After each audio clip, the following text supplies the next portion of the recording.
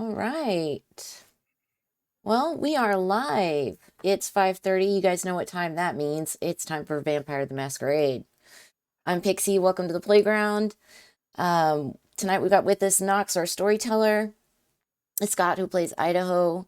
Zack plays Victor, and I play Alice. Martha is running a little bit late, so our Michael will be with us shortly. So we thought we'd do a little catch up and check in with you guys and chat, see how you're doing tonight.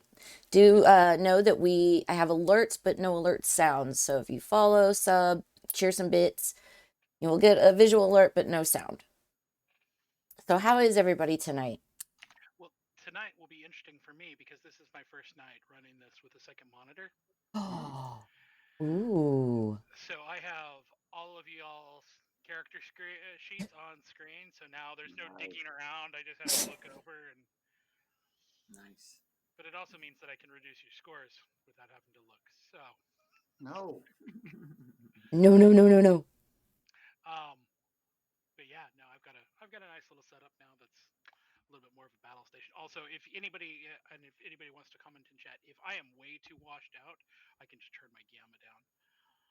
They're saying that you seem pretty quiet, Nox. Oh well then, let me see if I can. Can they hear you? Because I can hear Knox. Yeah, I can hear Right, Nox they're just just fine. saying like in comparison to us, it's kind of like when we watch Master Pancake. Sometimes like Uh, Mac is too low. Can you all hear of me? your volumes, all your volume is kind of level for me. Yeah, so we'll just see as we go along.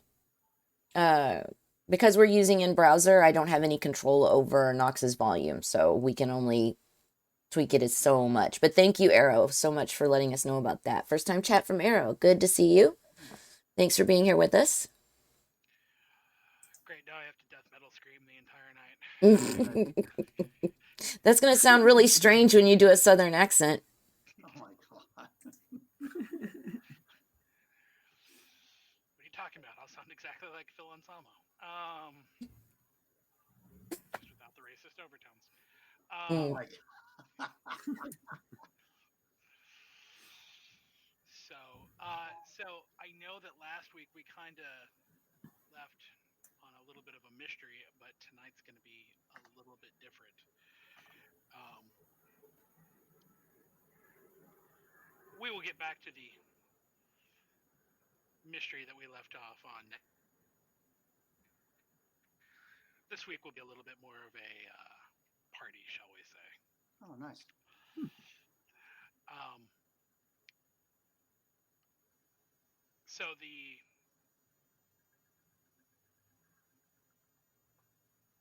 I don't know what the fuck that was.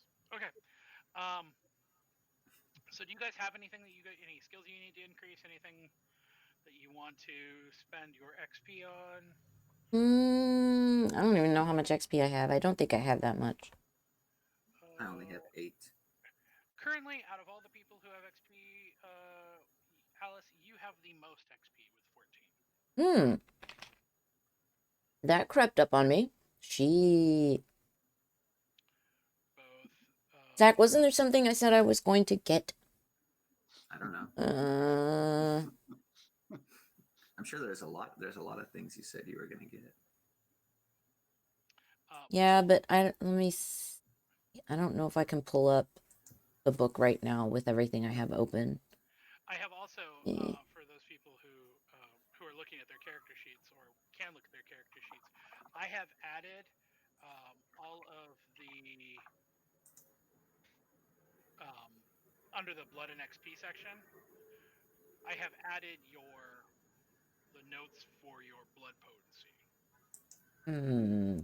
It didn't ever really come up because everybody's just the same, so it was kind of one of those blanket statements. But now that there's a slight difference.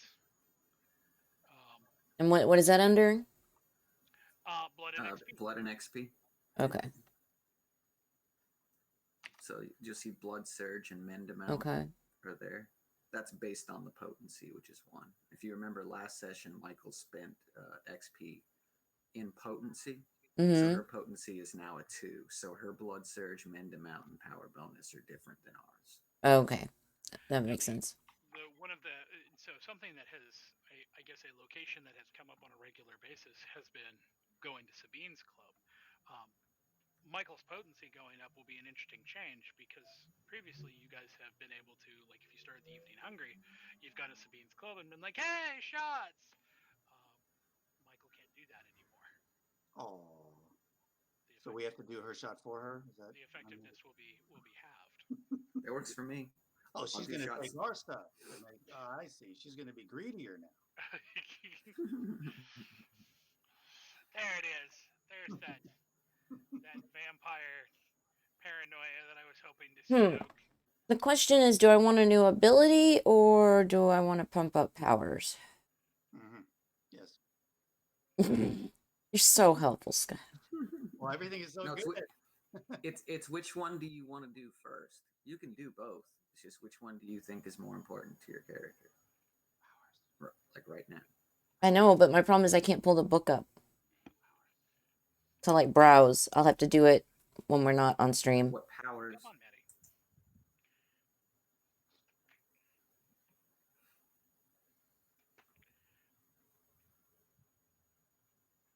Little steak-faced girl. She's got the most flat-toned meow ever. So it sounds underneath of my desk like there's an alarm going off. Yeah, it's remarkably close to that, Scott. It's amazing how I can mimic that without living with any animals. It's because you are the animal. Ooh. I am, Steve. I'm the animal. I was going to just say it was because of all the pussy you've gotten, but I guess, you just want to be the animal. You are what you eat. Yes, I am a Vienna sausage. Let's see. Oh no, that's not what I didn't want to do that. Oh well. Yeah, I'm just gonna wait. So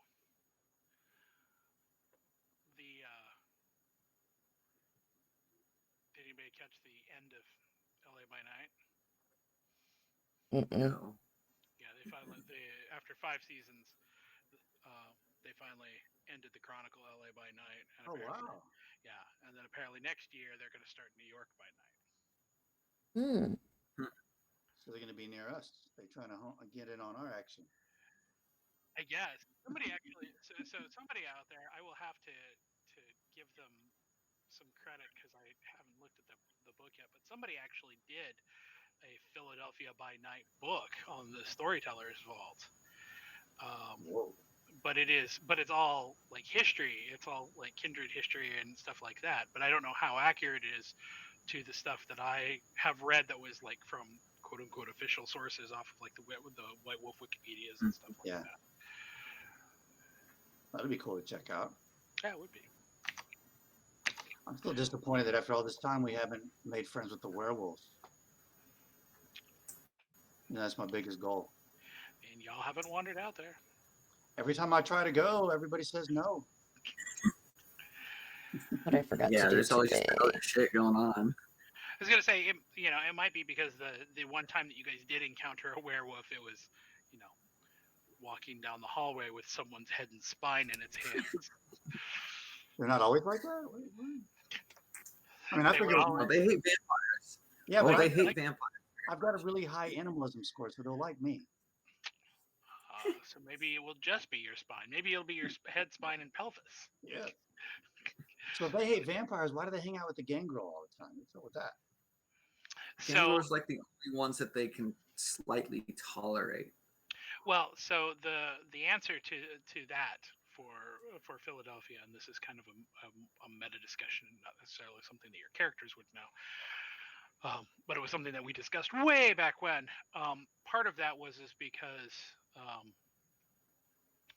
at some point in the past, so before Kindred started to move into the Philadelphia, New England area, the territories were really more defined by the werewolf tribes or werewolf clans, and then hunters who were here. And so there was a conflict there, and then slowly Kindred came involved, and then anyways, so Fairmount Park was kind of one of those places that was it was hallowed ground to the werewolves, but it was also the only real place where the gangrel of the area kind of were able to let loose and actually be themselves. And circled by literally everybody else who was not one of those two. Outside of that, there was, the Ivory Tower was fighting, the Hunters were fighting. There's all of the infighting between all of the different parts of the Camarilla, or not the Camarilla, but Kindred in general, Anarch, Yeah. blah, blah, blah. So those groups basically said, I'll stay on my side of the park if you stay on your side of the park, and kind of divided up and came into kind of a truce there. Mm. So it is now. Kindred are well warned not to go into the park for obvious reasons. So, what is the status of that truce? What are the status of the Kindred who are there? It's not exactly clear. And the few times that Kindred have shown up at the club, Vic has sent them away for not wearing shoes. So. Oh!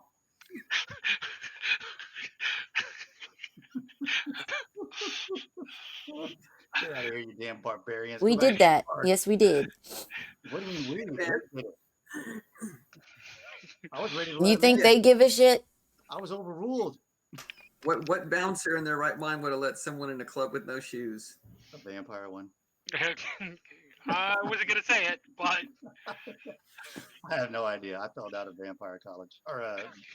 Well, that too. Bouncer college and vampire college. I fell out of both. Maybe in April we should do take our Monday night for the first. Do we fall anywhere near in April? April Near 1st. April Fools? No, damn. I was gonna say maybe instead we should do fuck, what is that show that they did? It's like the vampire documentary. What We Do in Shadows. Yeah, What We Do in the Shadows. Maybe we should do a version of Philly by Yeah. Night, What We Do in the Shadows. Everybody does Stretch. I will suddenly be a 500-year-old vampire from England. We just need a bunch of chew toys and we can take over the werewolf. What was the picture that everybody sends? It's I'm a vampire and I drank this guy's blood, but he was on drugs, so now I'm a wizard.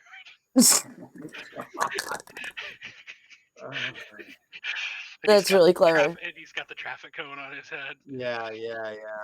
Oh my god. They just dropped the 3rd season of that. I guess it's the last season. Maybe, I don't know. Yeah, I was reading that will be the end of What We Do in the Shadows for the TV run. All right, where is checking to see where our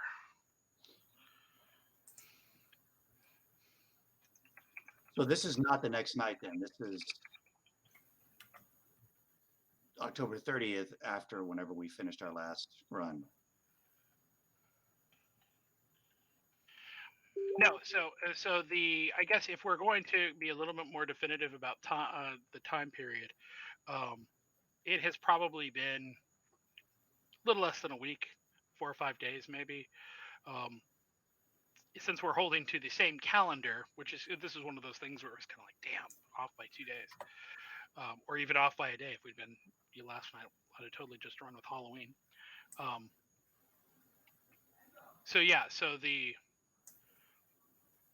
For the purposes of tonight, it's been, say, 3 or 4 days since you guys have gotten back from your home invasion.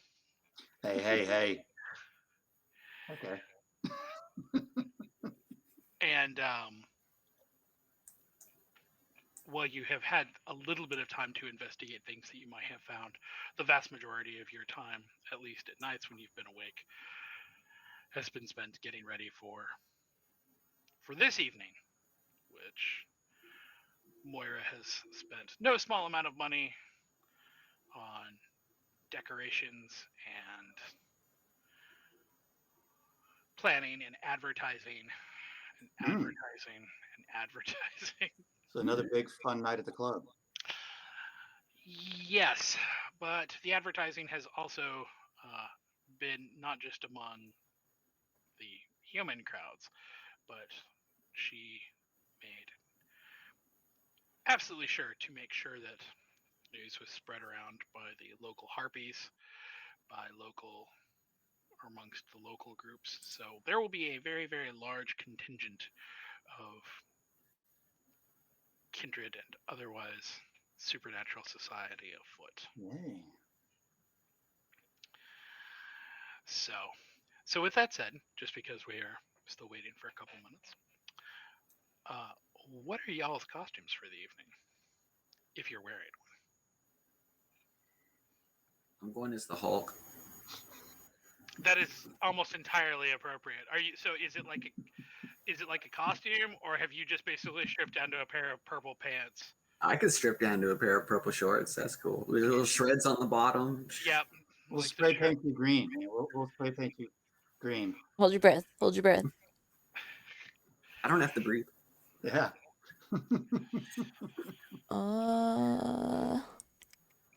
Would it be in bad taste to dress as a member of the clergy? No. I imagine that nut outfit would look really good on you. And I was gonna say, I mean, if you need to pick up a spare, as you have seen, they definitely have a couple of those at Sabine's Club.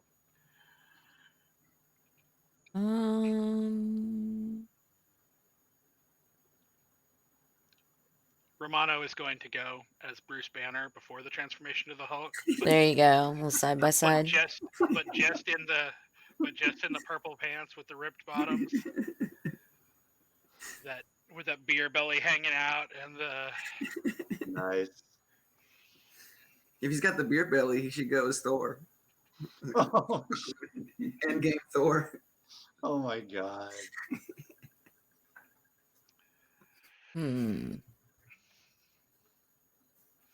I think I'll be Major Kusanagi.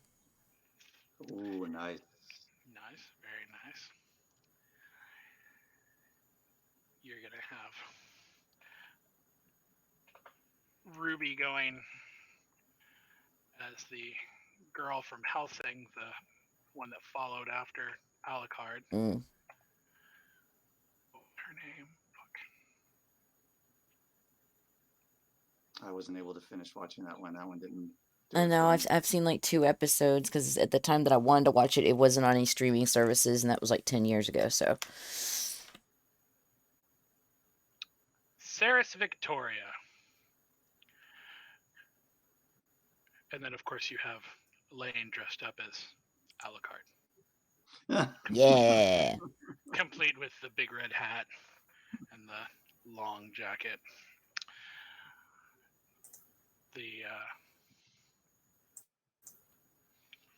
And then Moira has dressed up as Gomez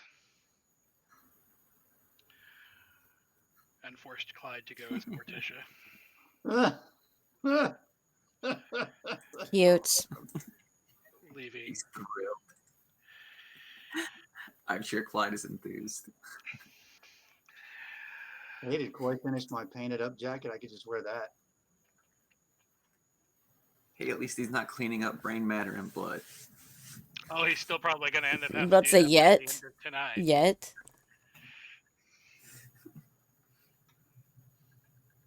But he's going to have to do it dressed as Morticia now.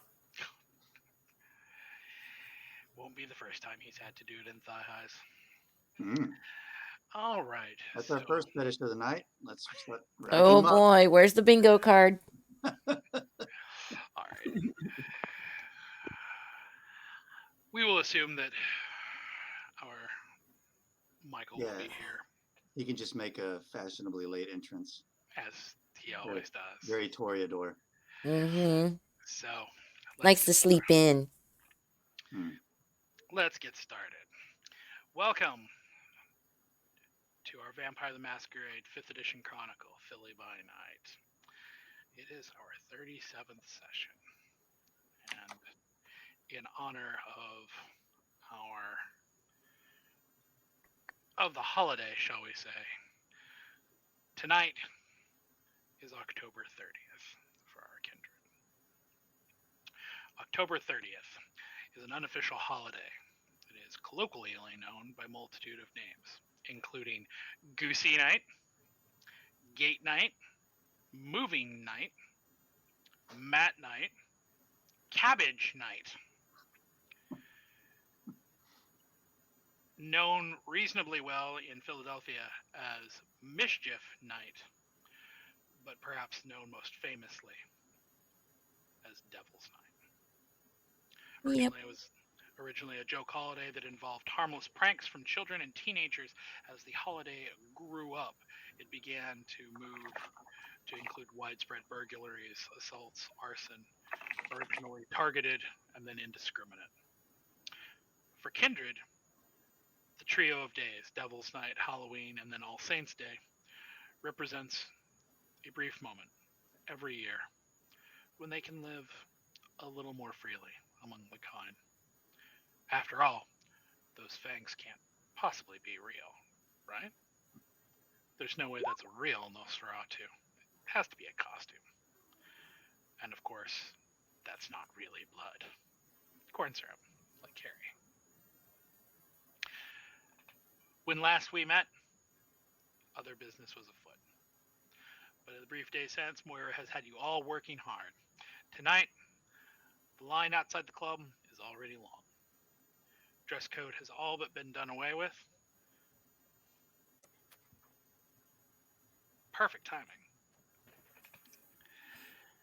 The decorations are up, the DJ is on deck, and the masquerade is only perhaps the thinnest of veils. Perhaps too thin. With these things in mind, let us sink our teeth in. So, before we begin, let's do some housekeeping and see who is Oh boy. starting Devil's Night. Oh boy. A little more. Man! Oh, should I even hit that reroll button? I bet it's cursed. Damn it. Okay. I'll hit after Idaho. Yay! See? It worked. Can I spend a willpower and roll again? What the hell? One. I'm gonna do a rouse check because I want to increase my dancing skill for tonight. Theoretically, you could. And all right, so. Boom. Oh, are you serious? So. I guess I'm a better dancer, but I'm not hungrier. So, two of you are waking up this evening a little hungrier. Two of you are doing all right. Before we go any further, of course, we do need to ask our dear Mr. Starwell, on this most hallowed of holidays, what would Michael Starwell's costume be?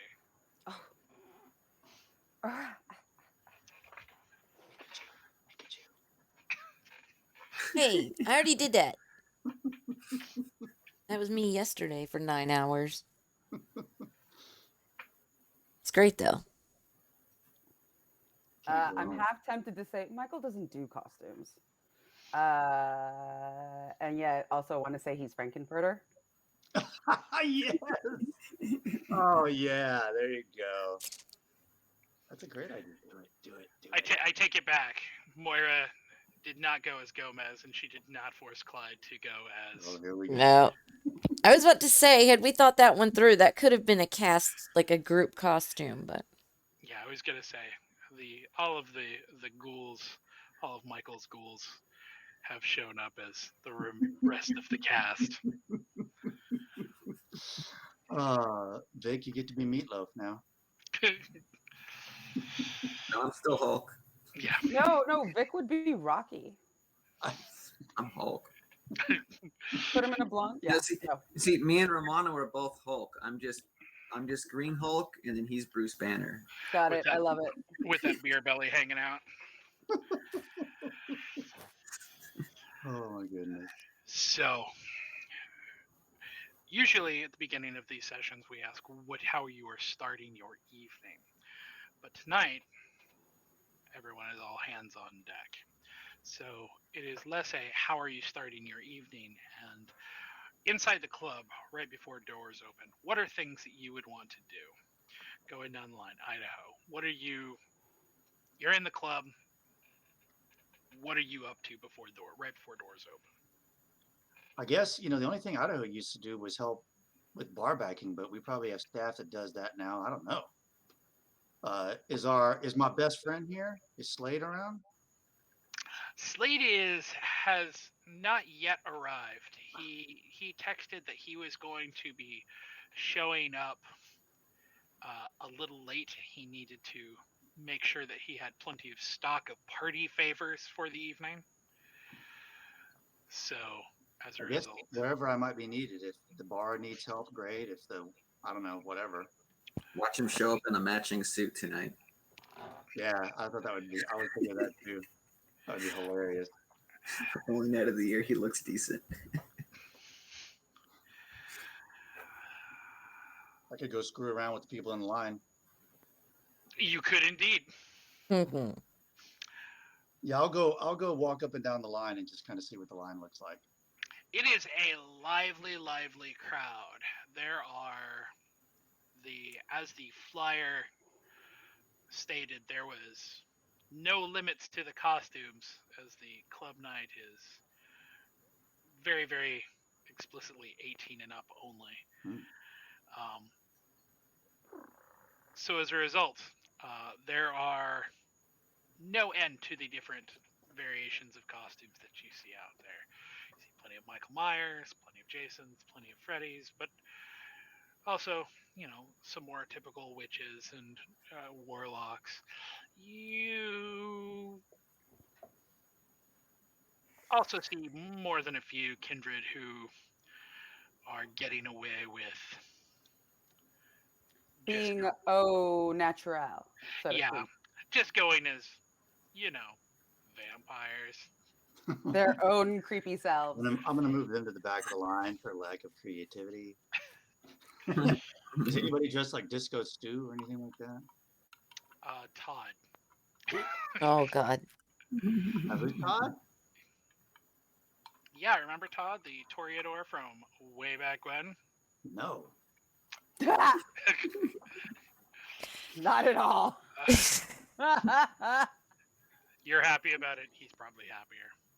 Vic, what are you? How are you starting this evening? How are you preparing for doors to open?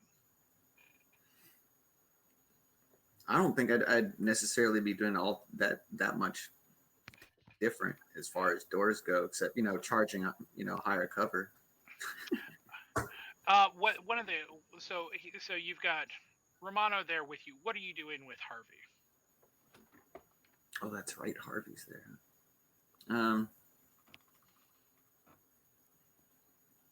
Purse check. Yeah.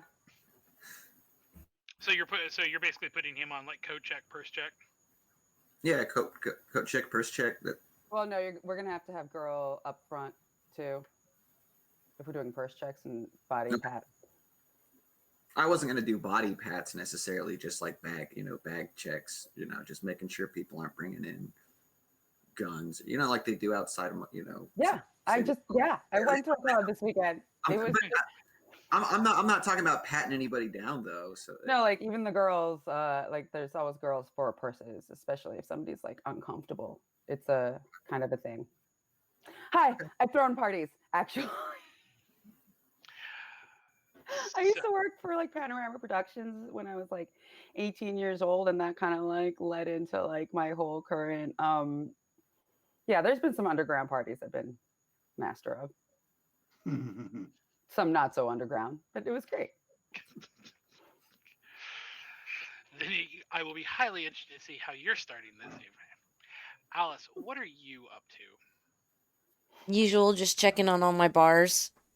I mean, I feel I take on the role of like a bar manager, so it's more like delegating to everybody, but it's still my job to make sure they're getting their shit together. So I will say, the downstairs between your bars and Lane's bar, you're pretty sure that you guys have kind of got it. there may be some concerns about the contractors upstairs. Still? This was kind of given as a last try, last effort before you guys cut them loose to make sure that they get their shit in order. But even with that knowledge, Lane has voiced to you some less than quiet, shall we say, concerns about the upstairs bar. How so? Doesn't think he's up to the job. Doesn't think he's up to the crowd.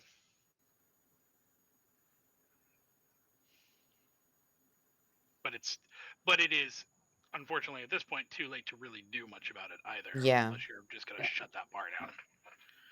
Which tonight would not be the best night to do that. Mm-mm. Okay. So, Mr. Starwell, right before doors open, what are you doing? I would actually be basically up at Lane's bar, kind of like waiting to see Flo crowded go in. I would have checked everything, like, you know, talked to Alice and like Vic and everything, and like made sure it's fine, and then just like post up at the corner of the upstairs bar, watching the flow of people. Got it. The DJ starts it up, doors open, and it is a veritable flood of freaks. There are people who are coming in, regulars who are coming in, people you've never seen before, kindred who are coming in, ghouls coming in. It is perhaps maybe the second busiest night that you have seen at the club in several years. Maybe only topped by the concert by a certain gangrel kindred star.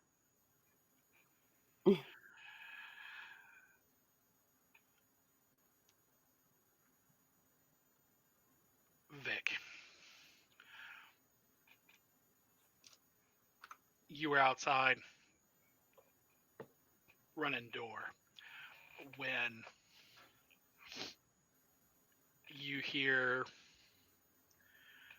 Romano say something to the effect of, "Oh, here she comes."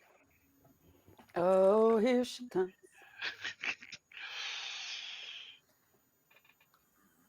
The woman who shows up in front of you is,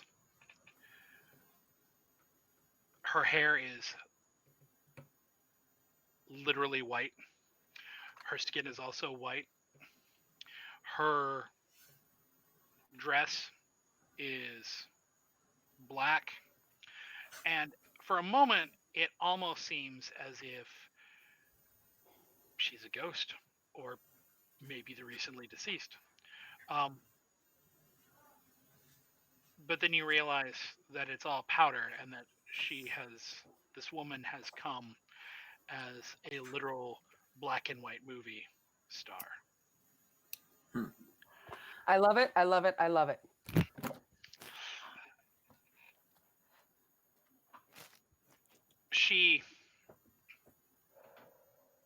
When she walks up, she stares at you, and it is an odd mix of maybe recognition, maybe confusion, perhaps something else.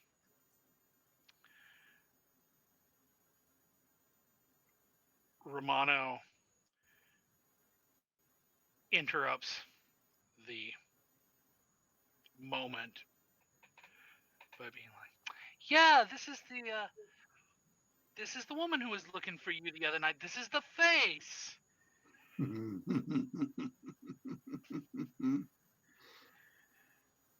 you can watch this woman, even through the alabaster white paint, perhaps goes a little pink. Nice.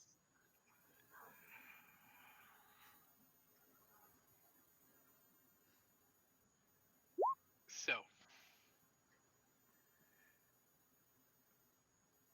what do you do, Vic?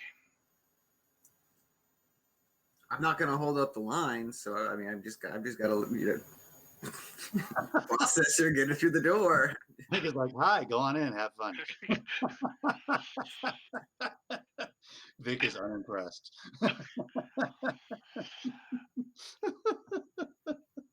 Oh. She seems perhaps a little disappointed and kind of lingers as she before she goes, but she does in fact go. And the line continues on.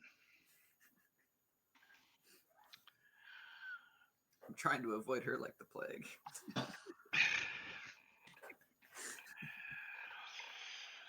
So, We can't say that shit anymore because apparently people don't. yeah, I was Yeah, but we're old fashioned. Well, you guys are old fashioned. Y'all are vampires. Y'all been around. and Kindred would avoid the plague because that's a bloodborne traveling disease. So,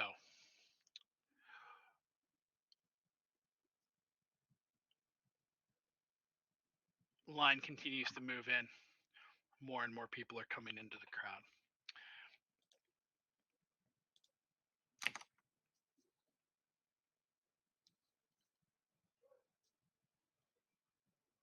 Slade cuts right ahead of the line to the massive protestation of many people in the line. He is dressed in a suit, like a full suit, no gold. With all of his hair is slicked back. Even his goatee and his beard are very, very well styled. Over top of his beige suit, he is wearing a clear plastic raincoat and is handing out, anytime that anybody gives him shit, he shoots them a look and then reaches inside of his coat and hands them a business card that has as the name Eggshell.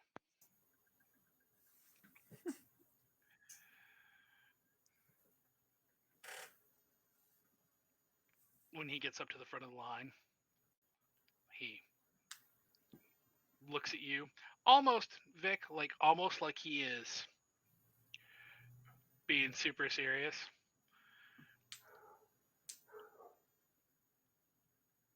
And Romano is like, Jesus Christ, what happened to you? And then, of course, he can't help himself. And he's like, what's up? The party's in the house. God. Oh, I love him. Why don't you actually get in the house? Go. Oh, that's awesome. Slate is absolutely a burner. To which absolutely a burner. To which he turns around to the crowd as he's let going in, doing the whole, shooting deuces, tongue out of the mouth, looking at the crowd while people are all down the line are groaning. Okay, so he would be stepping in right now and seeing all this. And he'd probably beeline to me. Yes, actually, that was what I was going to say.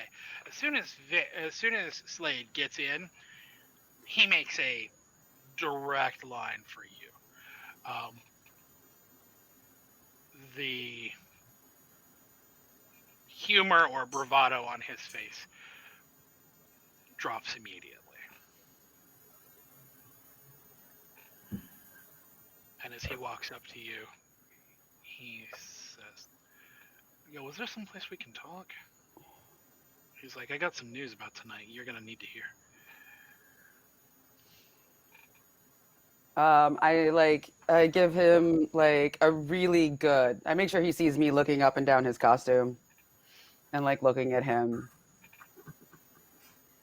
And I'll be like, yes, like, follow me, and nice show you put on for the folks in front. He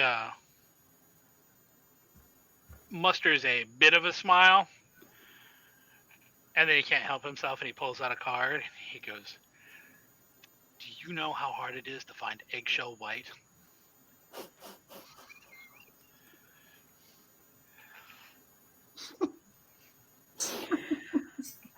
I take a deep sigh and I say, unfortunately, I do. The best. He's the best. So, where do you take Slade? What was our room that we set up for this? Was this the green room? You've taken him to the green room in the past. And that's been like our secure room. There's no windows and. Yeah, there's no way in there other than through that one door. All right, so yeah, we go there. So in the green room, he closes the door, and he goes. I hold up a finger and I still do a sense the unseen. So sense the unseen is going to be wits and aspects. So that for you is going to be 3 and 1. You've got 2 hunger, so 2 and 2. And this is already so much easier.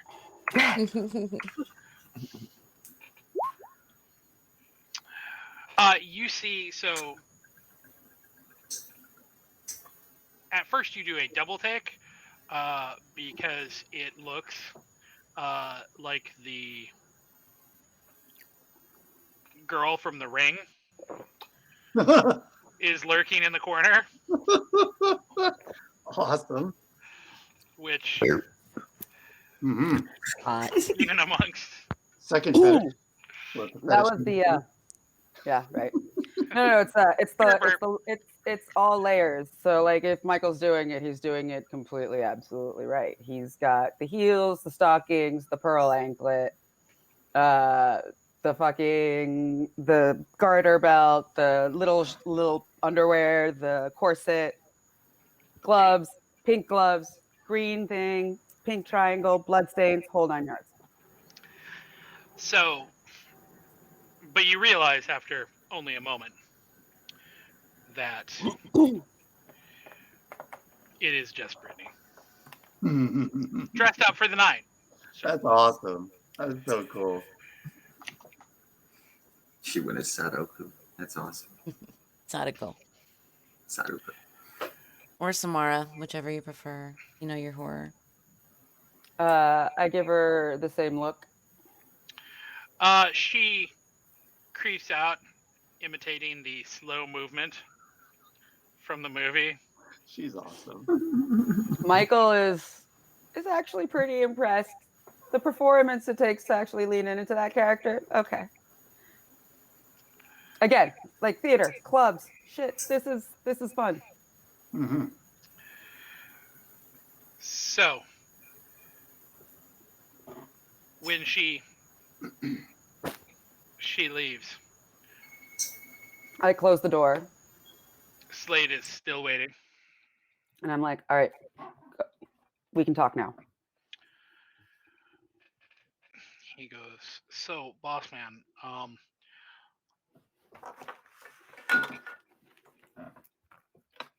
he says, I've been keeping my ear to the ground, listening for royalty as you had asked me to, and I didn't find anything else about what they were looking for. But apparently some muckety muck from New York has showed up and is apparently making a beeline to come here tonight."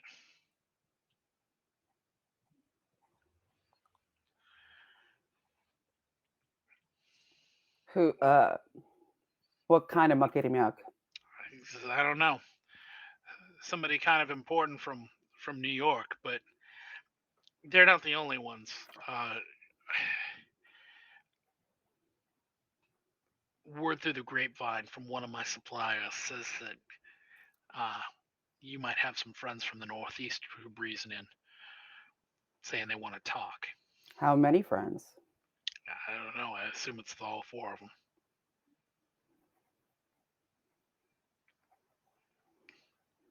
Our friends in the countryside. That's not the Northeast, is it? He says, I don't know what they. He says, I don't know what they want, but that'd be interesting if it is them. He says, but I feel like I should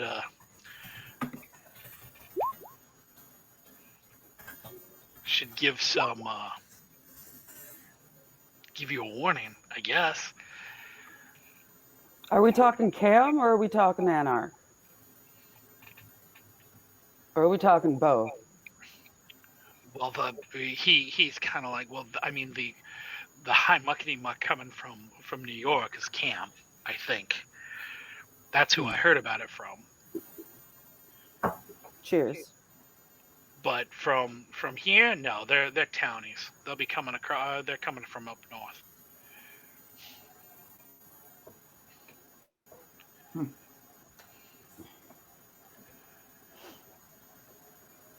Well, I say, I give him a pat on the back and I'm like, thank you. Well done. Appreciate you bringing this to me. He's like, I'm still keeping my ear out, but nobody's saying shit about what the Tao is trying to bring into town. But definitely bringing somebody. Somebody or something. Or something. Shit. Well, all right then.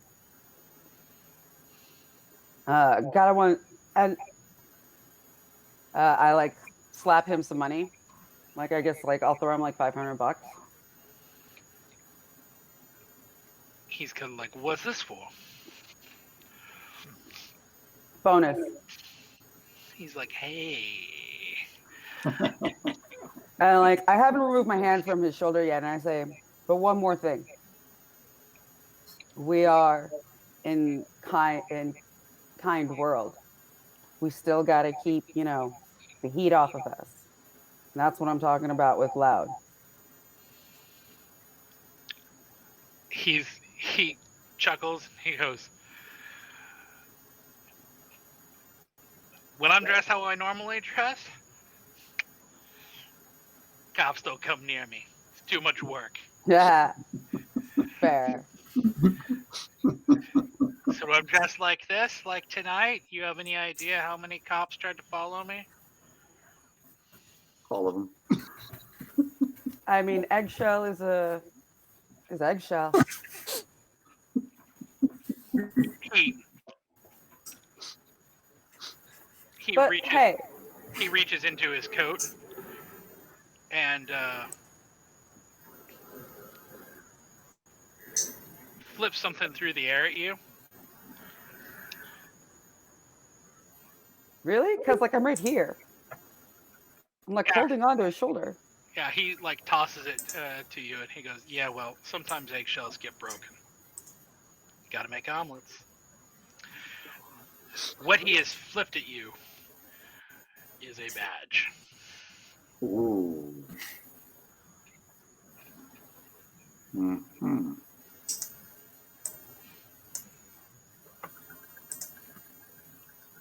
Put it in the furnace.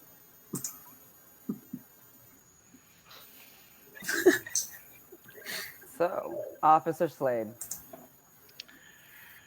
When you say Officer Slade, like there is a visible like shudder that goes through his body.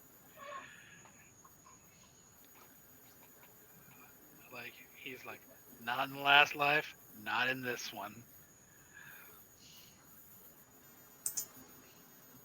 Is this?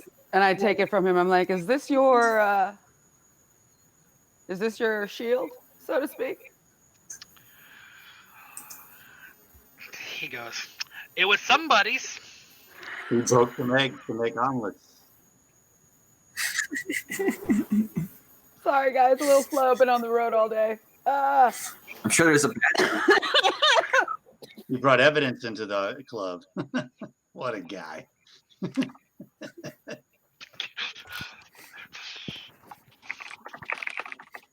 I'm like, well, I can see you can handle yourself. I just like to keep a quiet front. And just, for business sake, try not to poke the animals. Don't antagonize the fruit. It makes it taste funny. As he goes to open the door, he goes, I wish I could, say that that's the kind of life that I've ever lived, but always been the one to kick the hornet. I feel like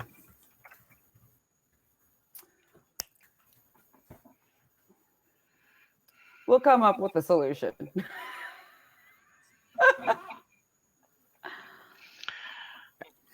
No, I'm like, I just lower my head and I just like shake and I'm like, well, you are brutally you, Slade, and that is refreshing. Hey, ain't nobody else like me but me. He exits the green room, and as you guys leave the green room, you. Oh no, he exits. I'm gonna stay back. You're gonna stay back? Yeah. Okay. And I'm gonna be like, you can find your way back to the club.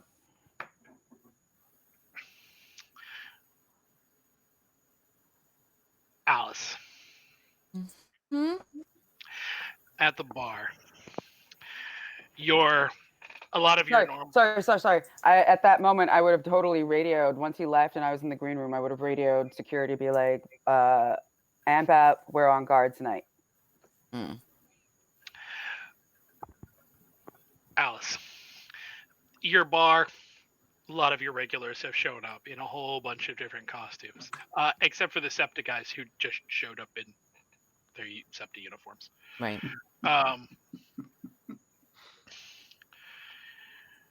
To which, when people ask, "What are you doing? What are you supposed to be?" They all answer, "We're SEPTA." What's more scary than that? Right.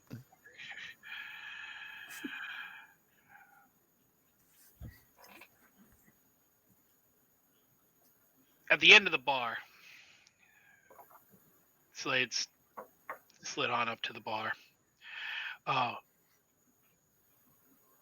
Ruby, in her Sarah's Victoria outfit, is serving drinks like you taught her. But she is being talked to by a rotundly large bear. Mm-hmm. In like a zipper costume. Looks like something from a video game. You're not entirely sure. Okay. The woman standing next to the bear talking to Ruby is dressed in a blue sequined suit with kind of puffy shoulders. The chest kind of clasps over on one side. Mm-hmm. It's kind of slightly longer dress, but with very, very long, with very tall heels. So she's just like generic 80s babe. Maybe she has the way that her makeup is done. Definitely gives you the assumption that she is in character for something, but it's not something that is immediately clear to you. Ruby is seems very, very interested in whatever that they have to say. And it's at this moment, while you were looking down the bar at Ruby, that you hear a very familiar voice say, Alice? Oh no. Is this Marla? Has she finally shown up out of fucking nowhere? The woman that's in front of you has kind of teased up spiky hair with dark smoky sunglasses on and a bathrobe and like a black tank top and jeans. She does not look anything, unfortunately, like Helena Bonham Carter, so the general affectation is less Marla Singer and more hobo chic, which Idaho would probably. Two thumbs way up.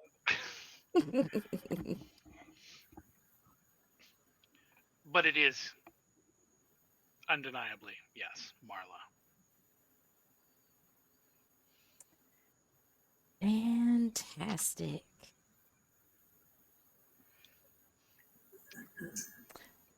Well, where the hell have you been?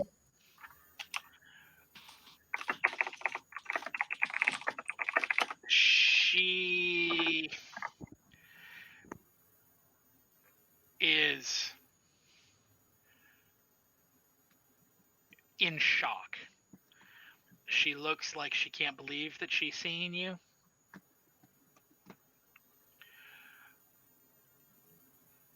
And then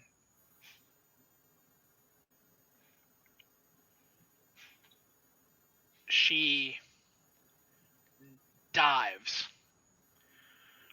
across the bar and throws her arms around you. I very gingerly just kind of pat her on the back while standing just absolutely stark still. At this point, like everybody is looking.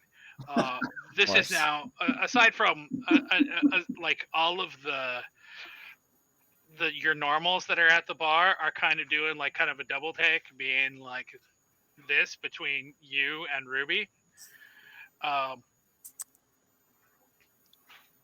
Ruby is seeing this entire thing and has this kind of mixed look of kind of like halfway between the fuck's going on and almost kind of weird amusement, possibly because frankly the costume, well, it doesn't look like it's necessarily very clean or smells very well.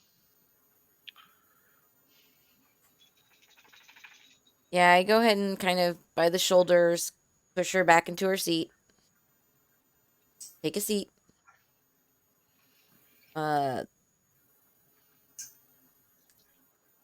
Where the hell have you been?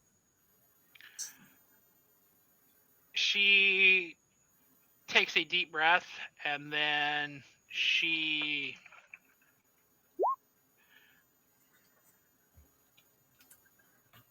says, running. From to She says, honestly, I'm really sorry. I didn't know that you were going to be here tonight. I was just looking for a place to kind of hide amongst a crowd.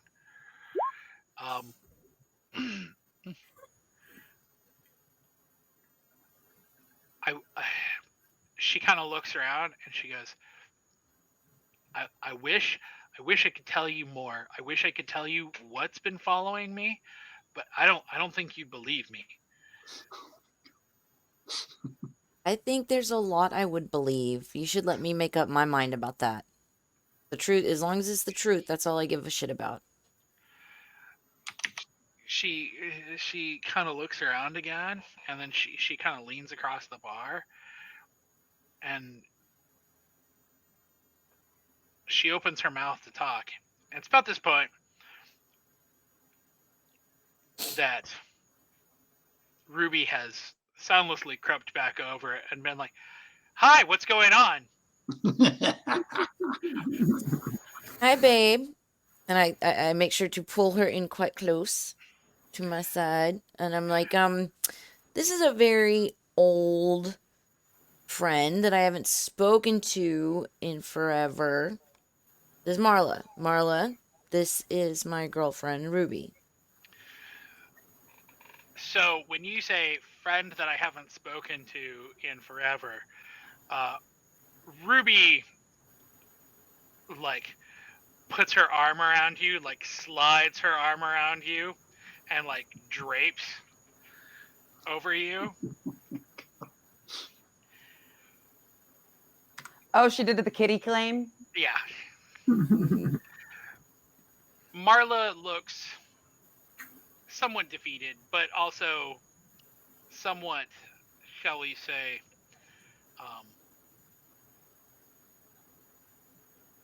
kind of like she knew. Like this isn't a huge shock.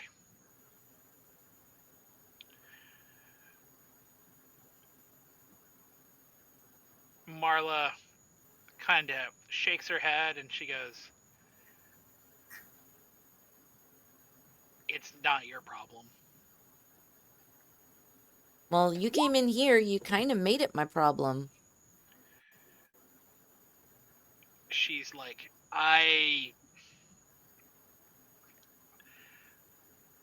she's like, "You know what? It shouldn't be your problem though. You've obviously got a good thing going on, and I guess I'll try to figure it out."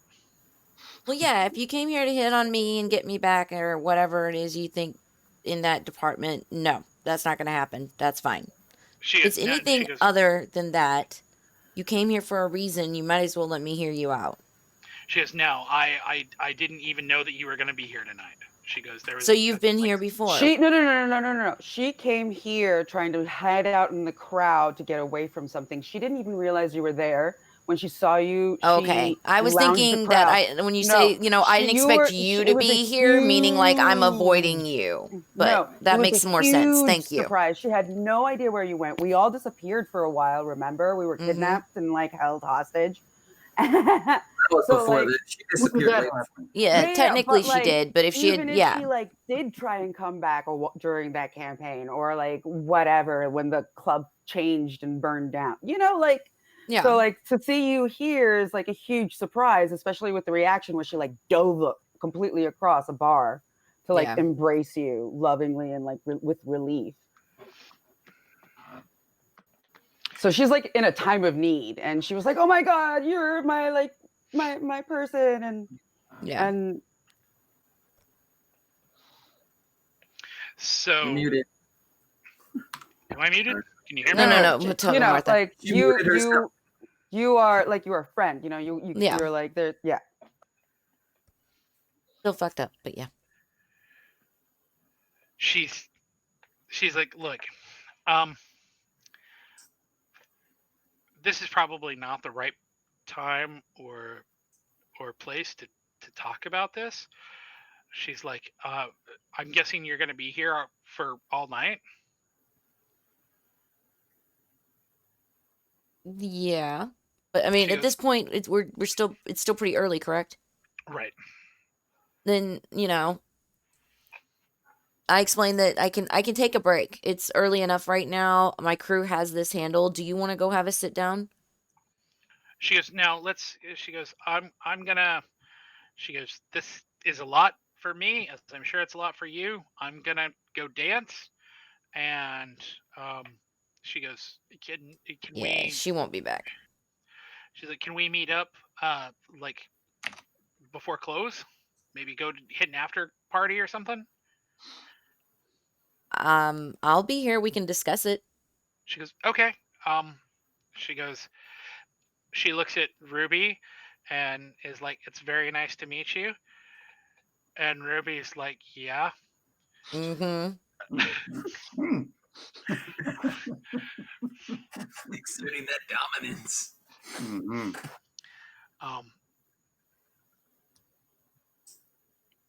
And then Marla is off into the crowd. At which point, My curiosity is screaming to know what is following her. Ruby kind of drops off of you and is kind of like, looks at you like, "What the fuck?" It's me. I'm following Look, her. I'm hungry. I explained. I tell Ruby, I've explained who Martha was when we first got together. That and Marla, Yeah, that's Martha. who Marla was, and it was there was no contact. When I did try to check in, a friendly check in, I was ignored. So she's been off my fucking radar. The fact that she showed up here tonight is absolutely bonkers to me. I'm sorry, babe. If that was something that I knew was coming, I would have, prepared you for it. Talked to you about it. You know that. But yeah, this is just fucking freaky.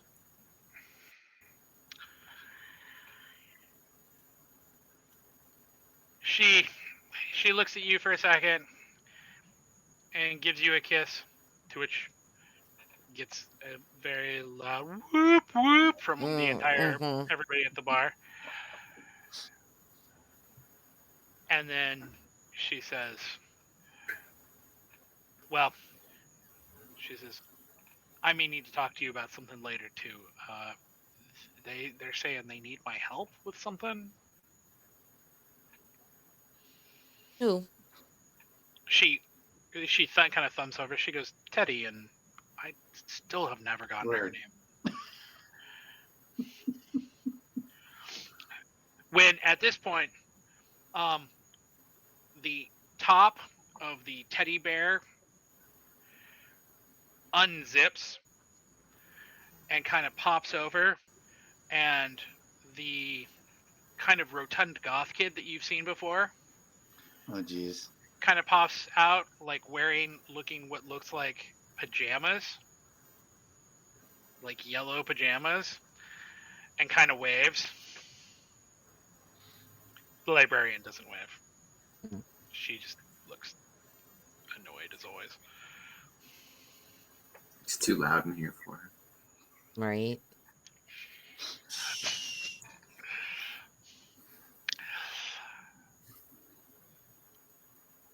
So,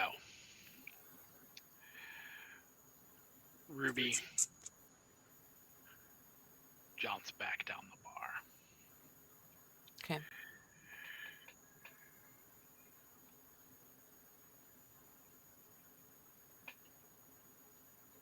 Idaho, what are you doing during all of this? Are you just going through the crowd, shaking hands, kissing babies?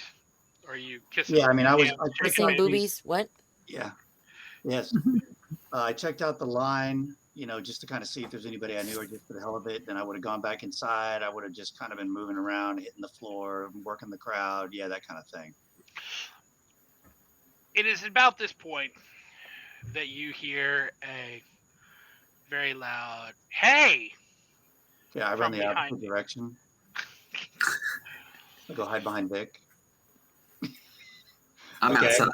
Good luck. Hey, all right. I look to see who it is.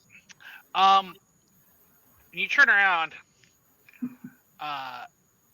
Samantha is there. I knew it. Is she? With she has can't flee your fatherly duties. Oh, what?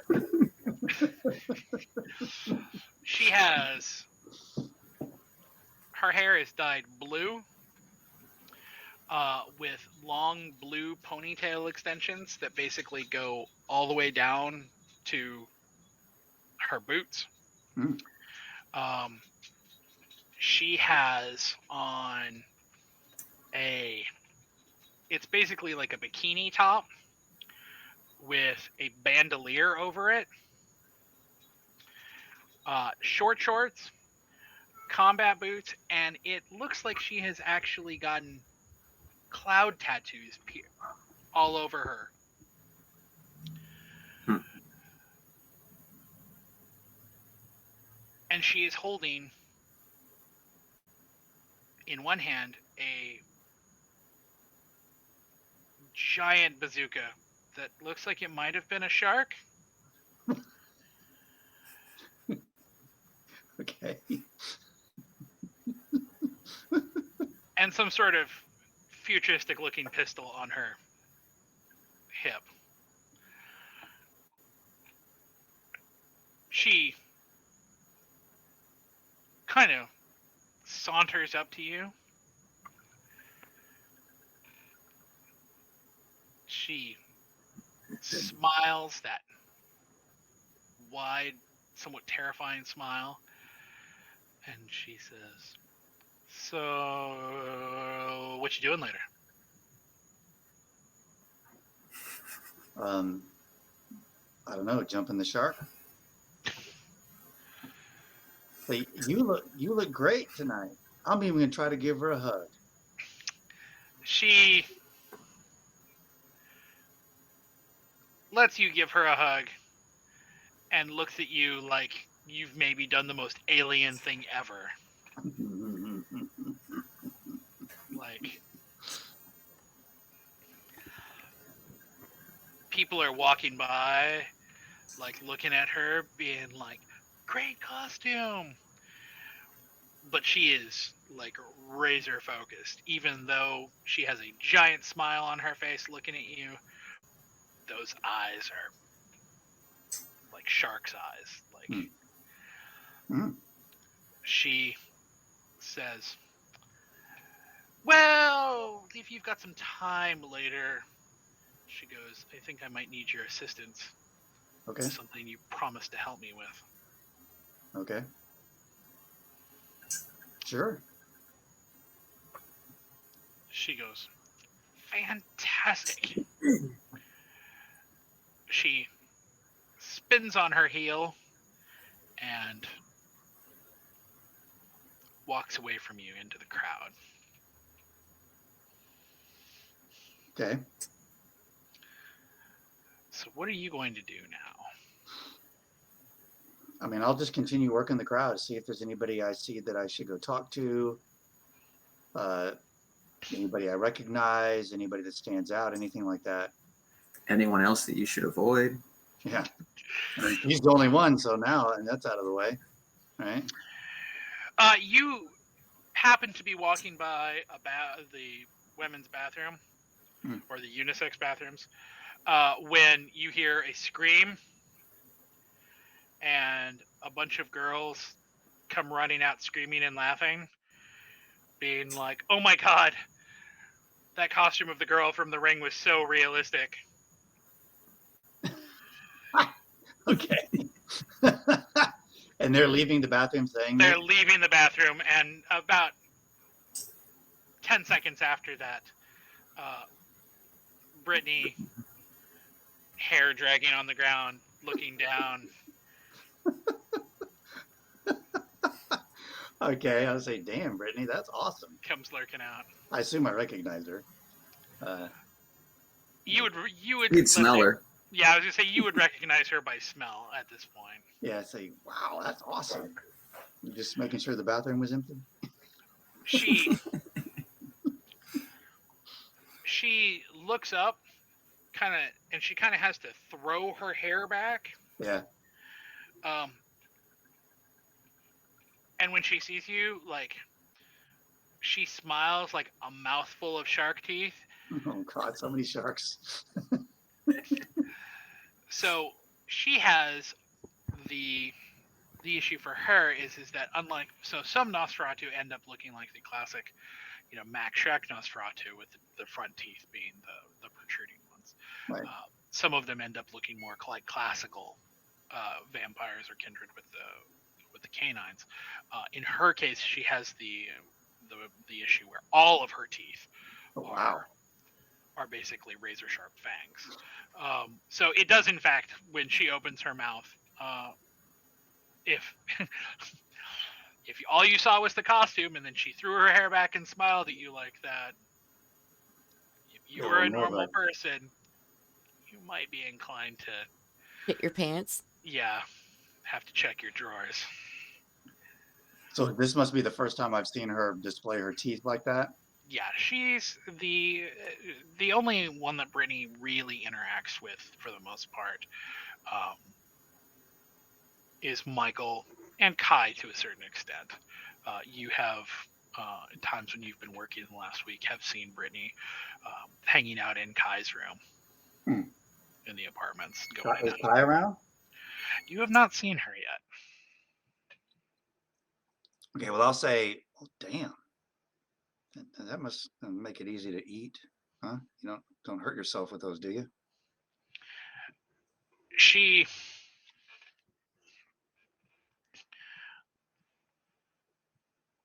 When she talks, she has a bit of a lisp. And she kind of says, I bit my tongue a lot the first couple weeks. Yeah.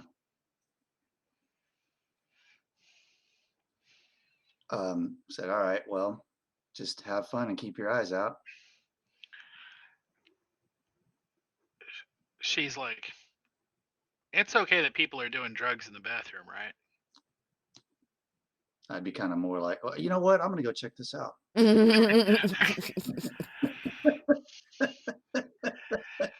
So I'm going to go walk in there. So you're gonna so after that you're basically just gonna be like, oh cool, bye, and just like walk her through. Well, I am gonna tell her I'll go take a look at it. I'll go check it out.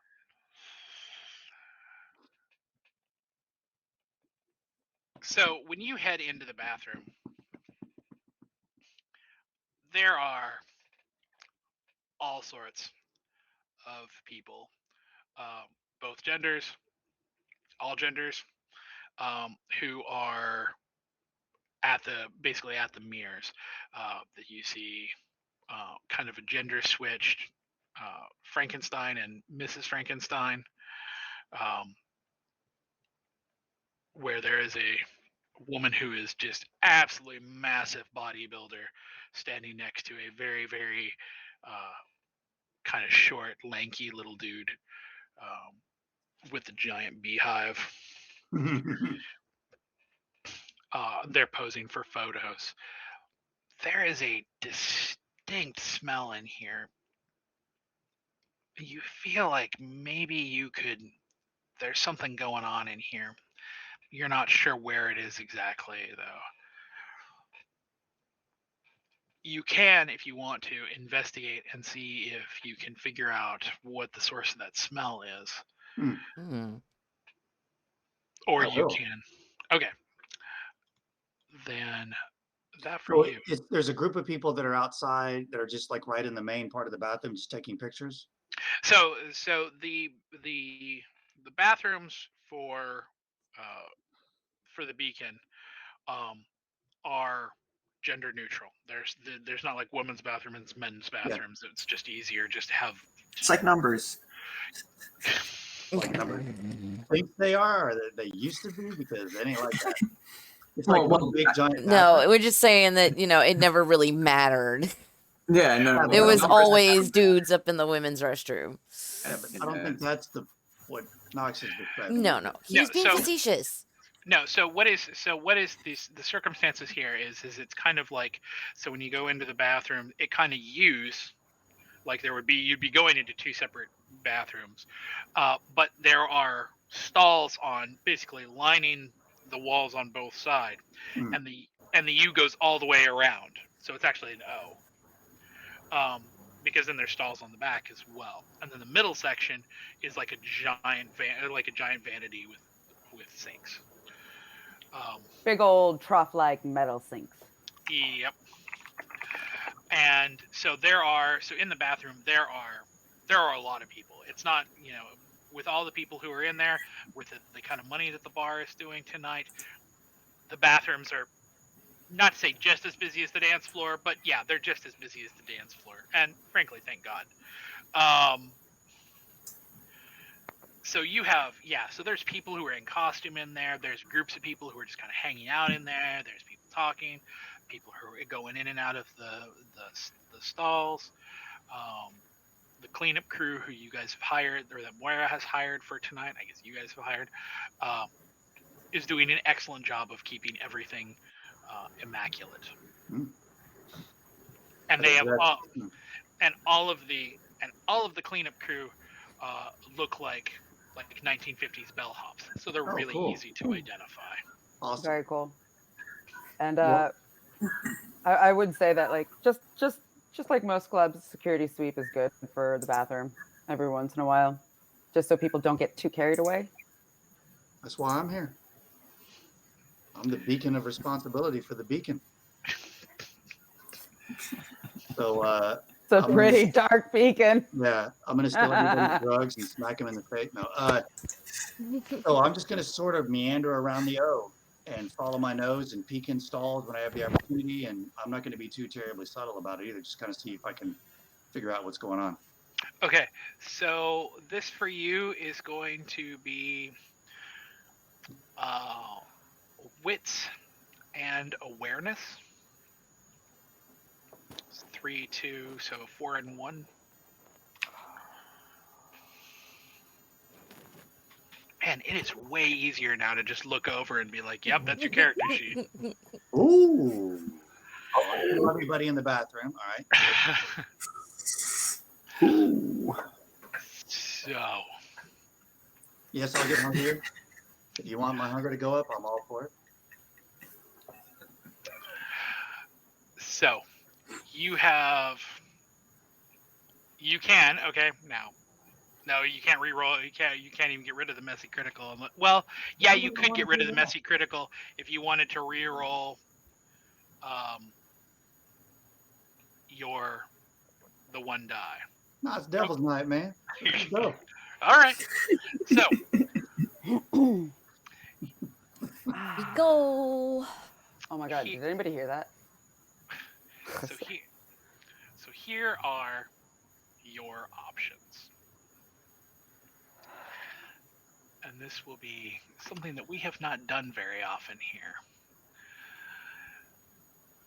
You can choose the following choices. You can succeed, but your clan's compulsion takes hold.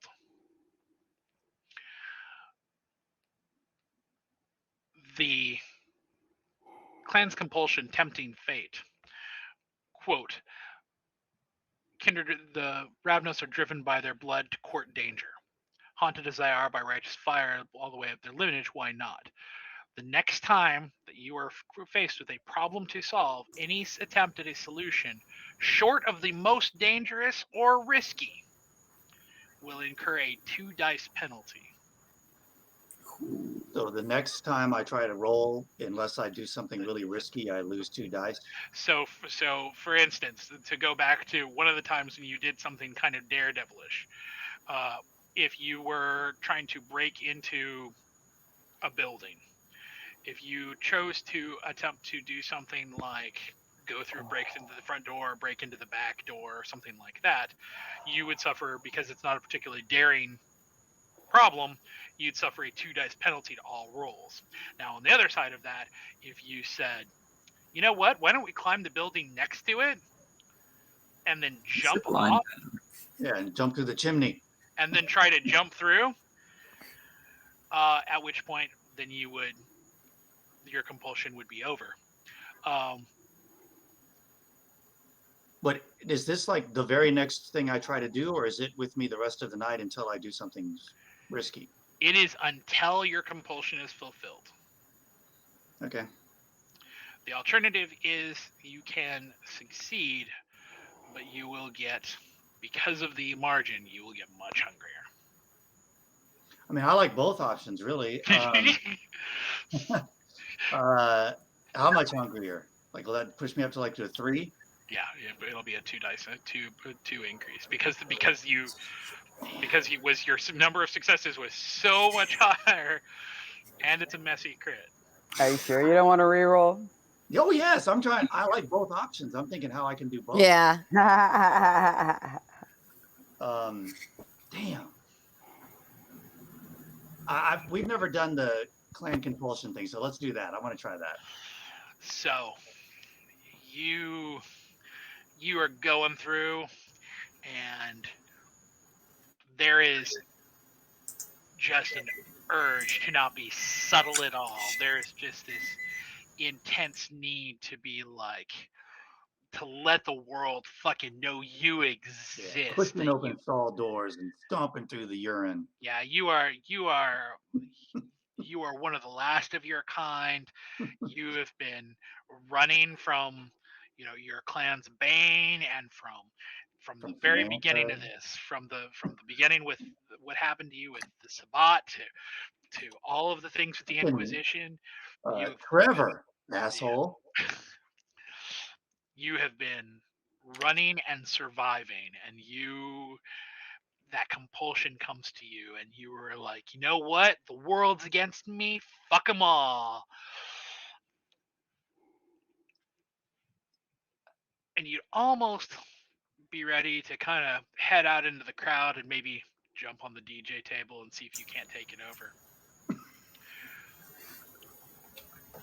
When you notice in one of the stalls a familiar piece of paper. It's kind of thin, like what you'd find kind of in candy, but it has the smell of vitae on it. Mm. Ash. Okay. I mean, is that the way ash smells? Yes. Okay, so I did all this to find out somebody was doing ash in here? You have, yes. Well, I'll take the piece of paper. Okay. And lick it. It don't do anything. Just make sure. I know it won't do anything. You could. I'm curious if I can find who took it. Is it like that out of the realm of what I could determine? So the paper feels, when you pick up the paper, it feels cold to you.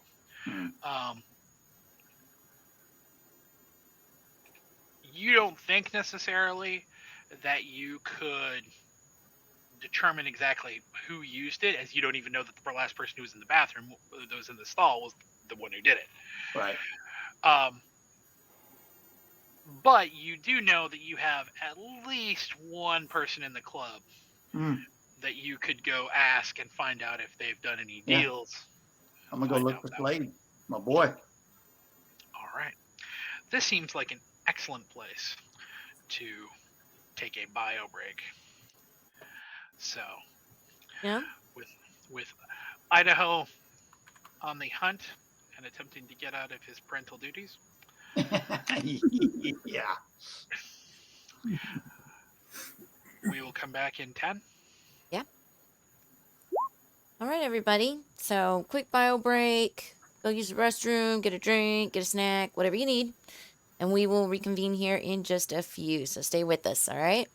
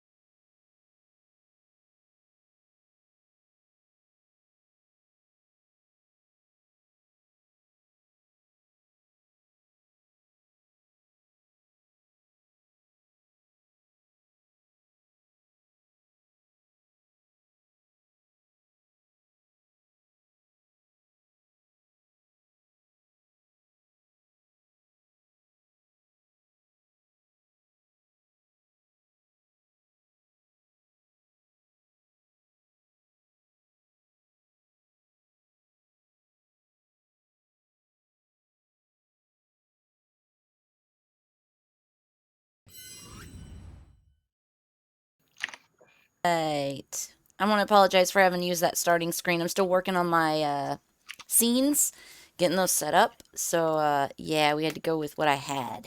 But, yeah, I've got some different screens I've been working on today. Got Extra Life Game Day coming up Sunday, so. Whoop, Saturday. whoop. Saturday? Saturday, 7 a.m., 8 a.m. It's a Sunday, 8 a.m. It ends Sunday, 8 a.m.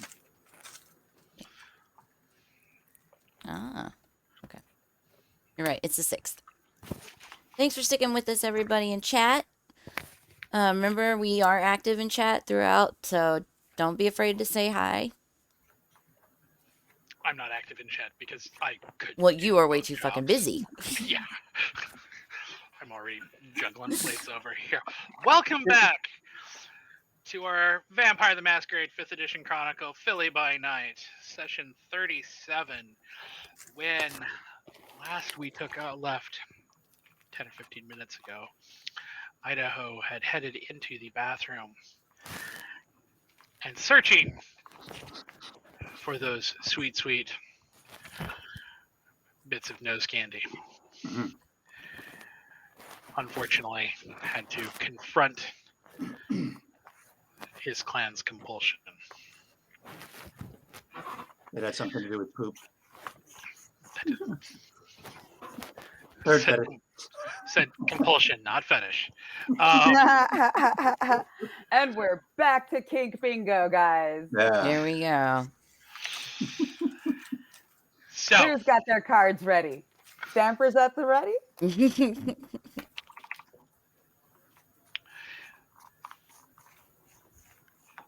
B52. I've got B52 cosplay. Anybody? Anybody? So I found a leftover piece of paper from our wonderful super drug of dead vampires, and I'm looking for my boy Slade. all right, we're gonna come back to that. Okay. Vic.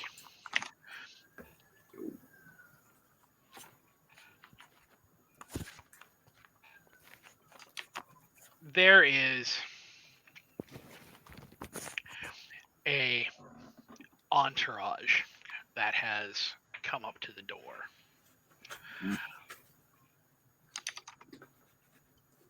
The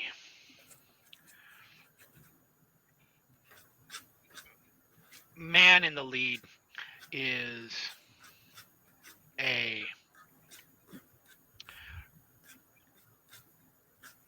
dark complected, dreadlocked man. Not clean dreads, like Rob Zombie style dreads, who has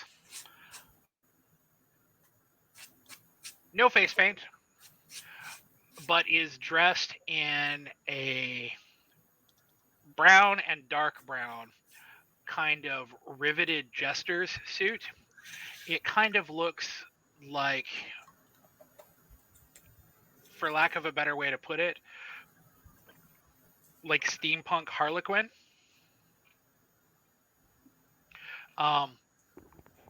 Except with lots of pockets everywhere.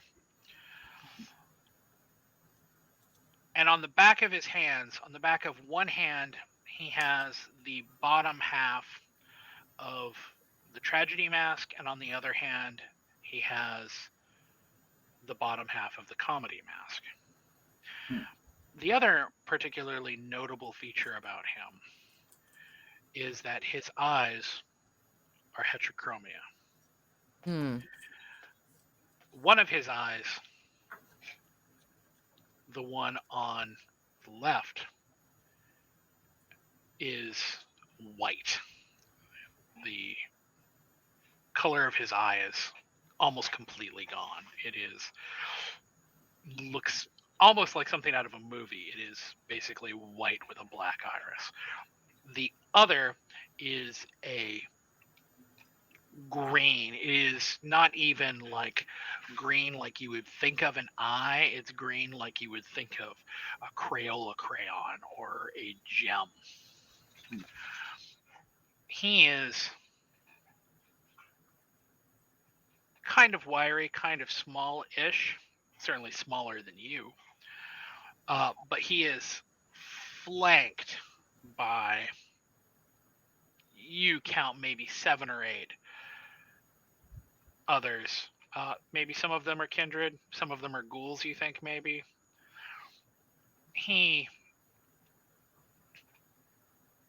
As he walks, he kind of has like a stumble to his gait. And he holds up the comedy mask over the bottom of his mouth and says,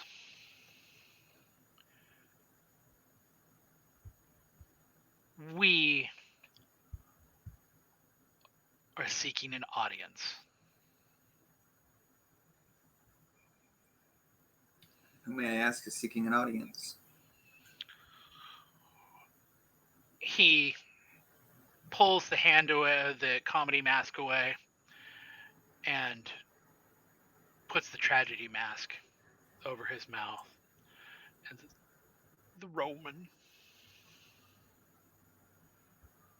I'll radio in upstairs. Michael, someone named the Roman and his entourage is here to see you.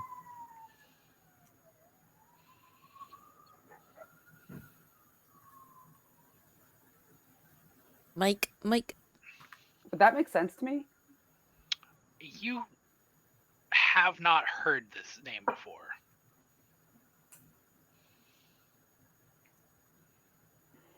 I'm going to be like, how many in the party? When you do a head count, Vic, just roughly eyeballing it, you see probably 8 or 9. About 8 or 9, maybe 10. All right. I'll meet them at the top bar. All right, Mike, we'll meet you inside. No, I'll show them in. He slides the comedy mask back over his mouth and says, thank you very much. And kind of stumbles through the door. Very theatrical. The rest of his posse, who are dressed either in similar attire, similar kind of steampunk circus attire, or are dressed in straight up black on black suits, matte black all the way down, follow him in. The Vic, looking at these kind of guys, you have seen this kind of entourage before. This is something that stands out to you from your days in organized crime. This is not like the kind of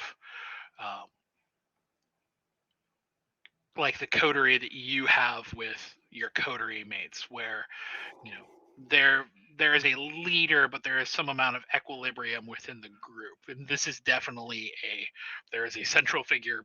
They are the ones in charge. This is, their word is law. You have seen this kind of thing in a different life of yours. So just to clarify, so you basically are like, okay, you let them in. Do you send anyone with them? Do you direct anyone to go with them, or do you? Michael said she was going to meet them at the top of the stairs. Yeah, at the top bar. So as soon as they come in the front door, she'll be right up at the top to meet them.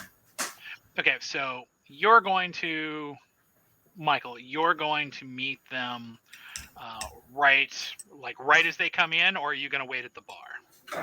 At the bar. So when you get to the bar, it's busy, but it is not as busy as as you think it could be. And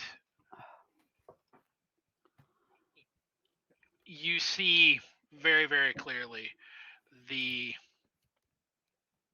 guy who is kind of running, the guy supposed to be running it, Rob. He's not hustling. Let's put it that way. He's just kind of being very lackadaisical here.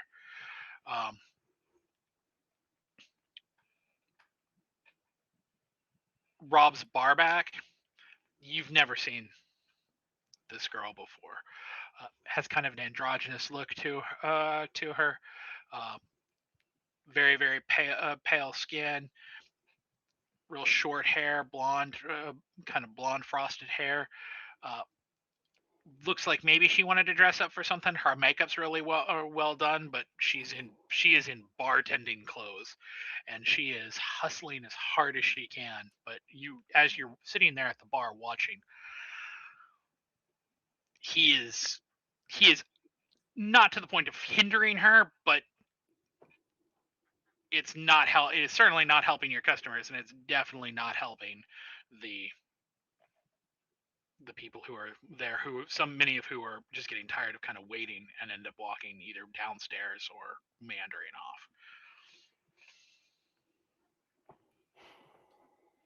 off. And this is the bar back upstairs, or is this Lane? No, this is the upstairs bar. This is the contractor. Okay. Well, then I go ahead and relieve him. I go and ask her, like, do you think you can handle this alone? So just to clarify, are you gonna like pull her to the side and be like, "Can you handle this?" Or are you just gonna like call him out in the middle of everything? I'm gonna pull her to the side and ask her if she can handle this. She kind of goes a little wide-eyed, looking and looks at you and looks at the crowd and sees all the people, and she's like, I mean, I guess. I mean, I kind of already am. She's like, I don't want to talk shit, but Yep, that's why I'm asking. She kind of is like, I'm kind of having to trip over, Right. So I'm trying to take the block, like I'm trying to take some shit out of it from under your feet. All right. So since you seem to have it locked down, I'll see if I can scrounge up some support or bar back. But thank you. Keep going. And then I go ahead and pull the contractor aside. He's kind of like, hey, what's going on? Thank you for all of your work. We're going to pay you for hours clocked, but this performance is inexcusable, especially for tonight. I'm going to have to ask you to leave and end the contract. We'll pay you what you owe you, but you gotta go. You're fired. He looks like he's going to say something. And then he takes off his bow tie and throws it down in front of you, and basically, as loud and as showy as he possibly can, yells out, "You can't fire me! I quit!" All right, fool. All right. And then I just look, whatever. Let him walk out. Who cares? And he storms out. Good. Fuck him. As he storms out, the entourage walks up to the bar. And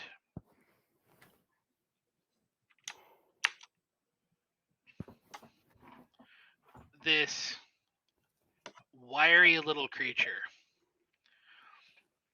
kind of stumbles up next to you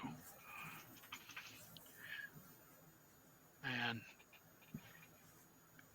holds the comedy mask over the lower half of his face and kind of leans towards you with that wide eye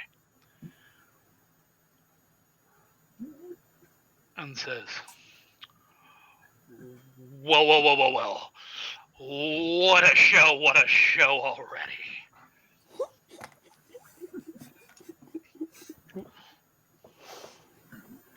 I always did have a flair for the dramatics. He kind of leans back. It looks almost like when he moves, he doesn't even appear to move like a person moves. It's like watching like live action Gumby animation as he's fucking moving around. And he kind of swings his body. So like face me. Yeah, moving one hand away and replacing the other hand with the tragedy mask. That green eye looking at you, and he says, we have been remiss in seeking your counsel and your assistance.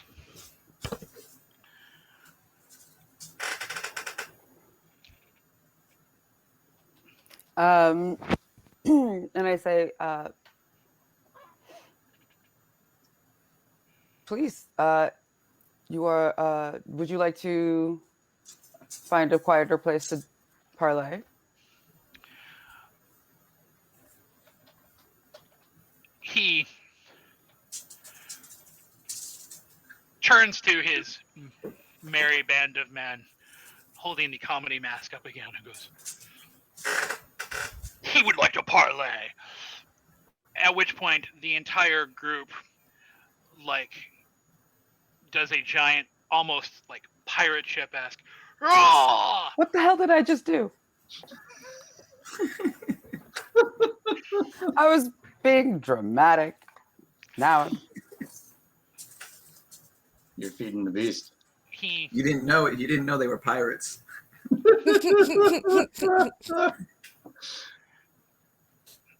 He turns to you with a comedy mask still over his mouth.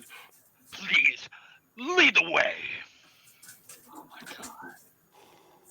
Take it to the furnace. Yoru, shut up. Okay. And I'm going to have to say, do you speak for everybody? Because I don't think I have a conference room.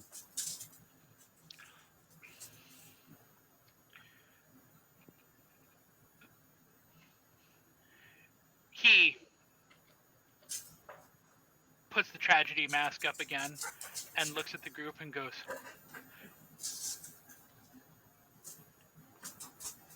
doth the Romans speak for all? Oh, God. Okay. To which the group, once again, in that very hearty pirate cheer, for all! Oh my god.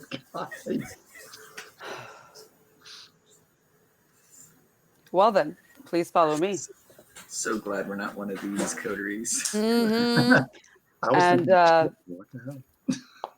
tell your compatriots to enjoy the party under obvious Masquerade guidelines. Obviously. There is a cheer that goes up from the group, and they move to the bar. And the former barback, now bartender, like watches these guys come up, and like her eyes are like saucers. She's like, "What the fuck did I sign up for?" At this point, I like radio Alice. I'm like, hey, can you give some support up top? I check around with Lane and Ruby. How are they doing? So Lane and Rhea at the other bar, they're kind of busy. Your main bar is really busy. Okay. Be like, you can just tell me like I can send Rhea up. Yeah, let's do that. Things All are right. just really hectic down here. Okay, and I radio Rhea to the front bar.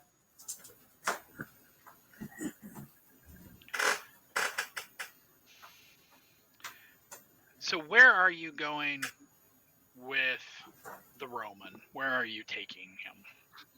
The furnace. My office.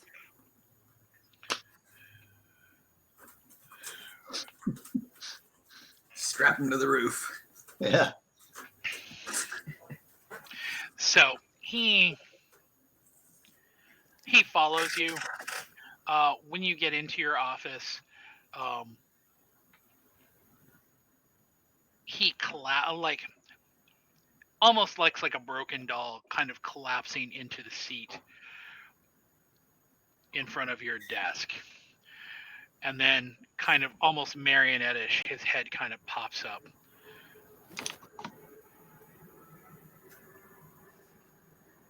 The tragedy mask comes over his mouth and he says, we would not have expected such decorum or palatial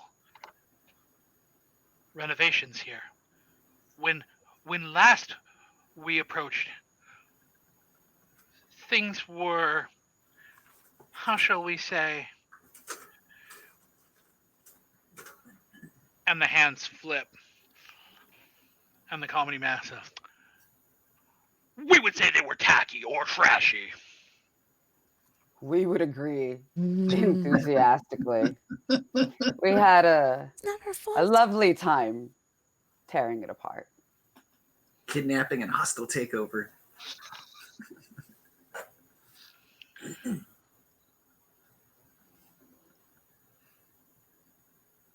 He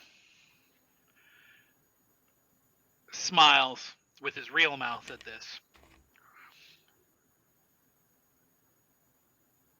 And then, almost like a snap, like sits up and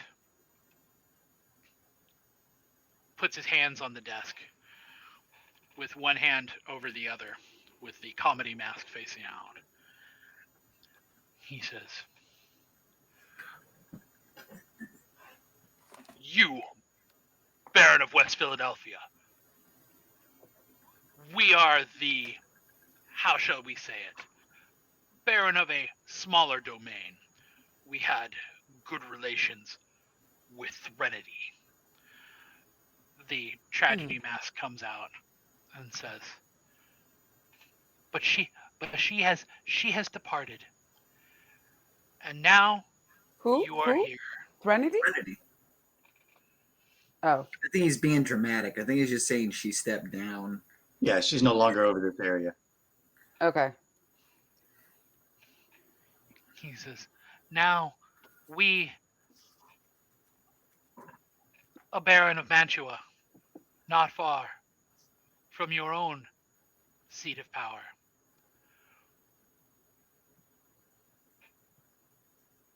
The comedy mask comes out again and says, we want to confirm that that is still an acceptable circumstance.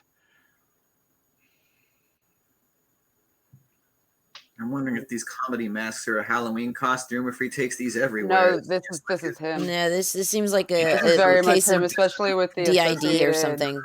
associated like personalities for each icon. Dissociative identity disorder. Yeah. So what arrangement was it? I didn't pick that up. The tragedy mask. The former Baron Threnody gifted us a parcel, nay, a plot of land in the area around Mantua, not far from here.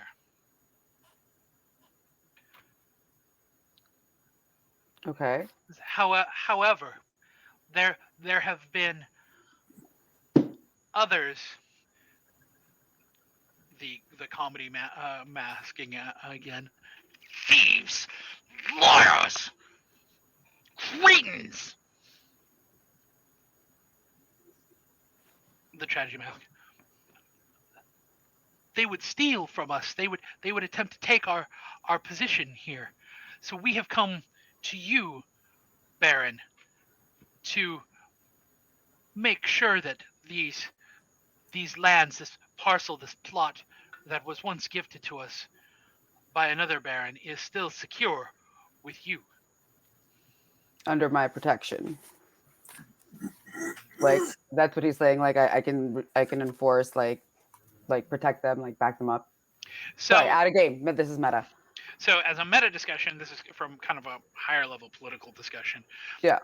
Within a barony or within a territory that might be controlled, it is difficult, if not almost impossible, to have complete control, block by block, feeding ground by feeding ground, by any one individual.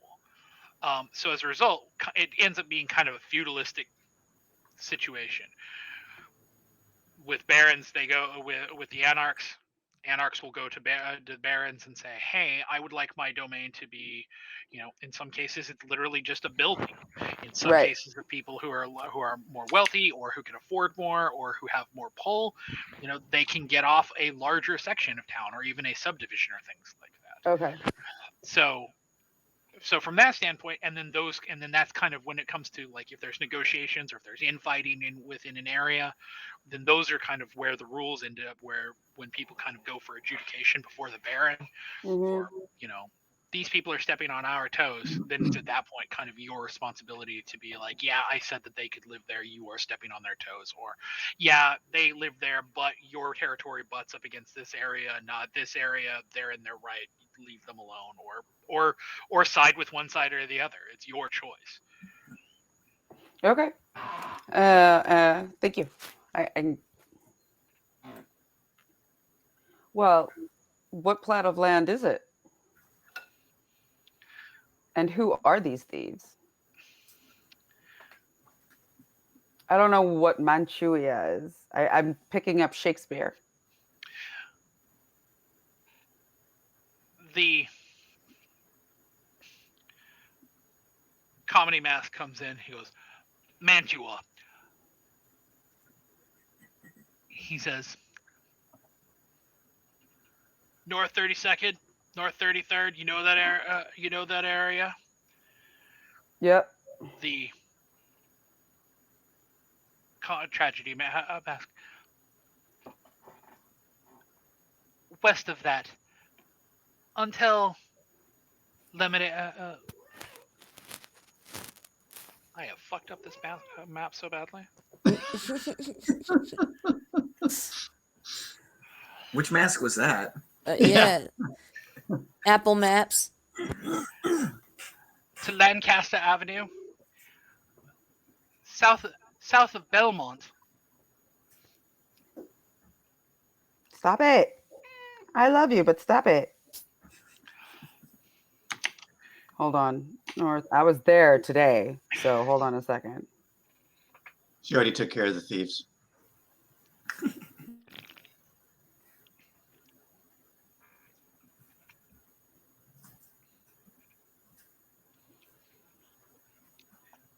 And you said North 32nd and like what was it? Castle? So from like the Mantua district in West Philadelphia, for those of you who are keeping track at home, is approximately from North 34th Street west to Lancaster. It's kind of a weird little like it looks like a flag. It's not actually a square. It's kind of like a flag. It's just north of Paulton Village, east of West Paulton, east of North Haverford North. So North 34th and West, you said, right? Kind of, yes. Okay, so close to Drexel University. Yes. Up until you said North 38, or do they have like the whole fucking place?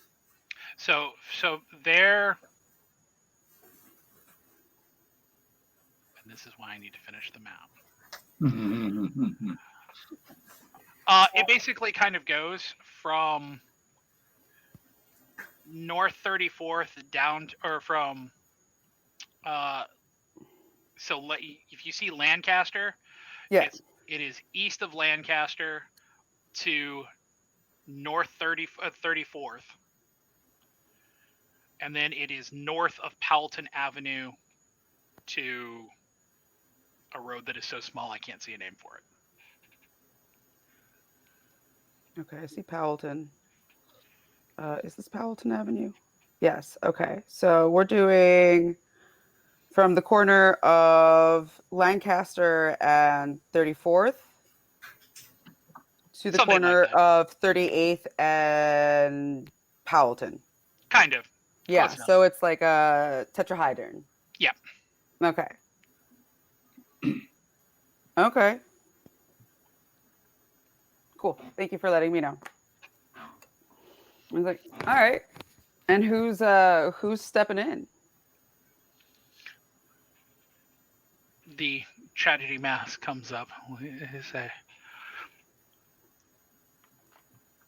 We think, though not know, that they are others similar like us, anarchs, but perhaps not all. The comedy mask comes out and says,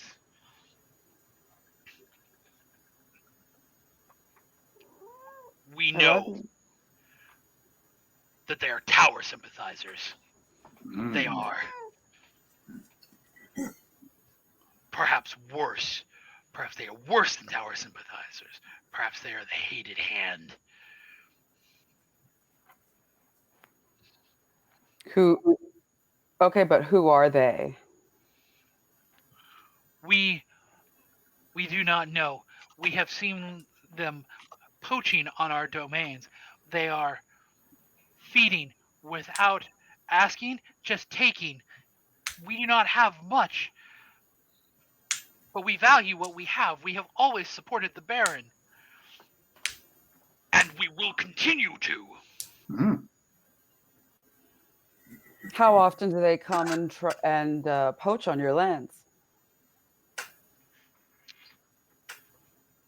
Often, perhaps a couple times a week, sometimes daily. Too often. Any days preferable? What's the best day, do you think, if I was to catch them let's say somebody was to catch them in the middle of it, would they have to be around? We know you are not far. We could communicate with you, tell you when they are there. We would catch them like rats. Let's not make any hasty actions. I don't want a war brought upon you. But I would like to see who thinks they can come into Anarch territory with Tower intentions and poach. So please do contact me the moment you spot them hunting.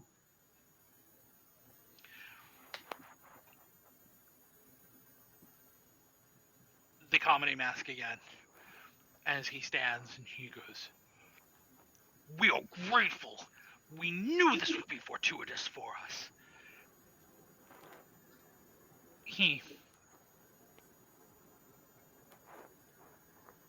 stumbles out the door, his hands kind of gripping at his face as he kind of giggles, kind of chokes. You're not sure. It sounds halfway between like a laugh and like a Cry. more like a Gurgle.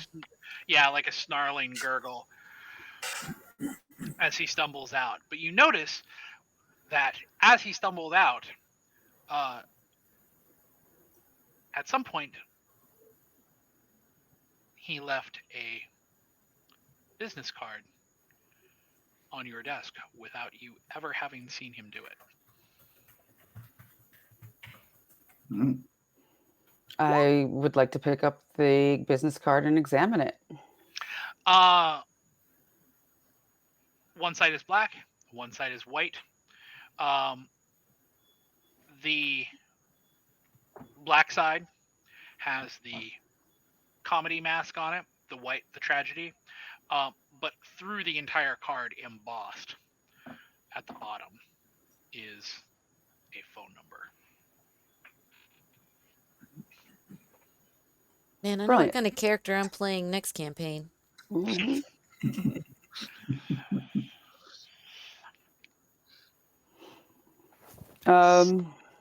You only gonna Yep. play my set? Either that or I'll play Jane. With that adjourned, I head back upstairs. Check in on the bars as I go along. First downstairs, see if they're still holding up as one, like as Lane by himself, and then upstairs, see if the two are a good fit. So Lane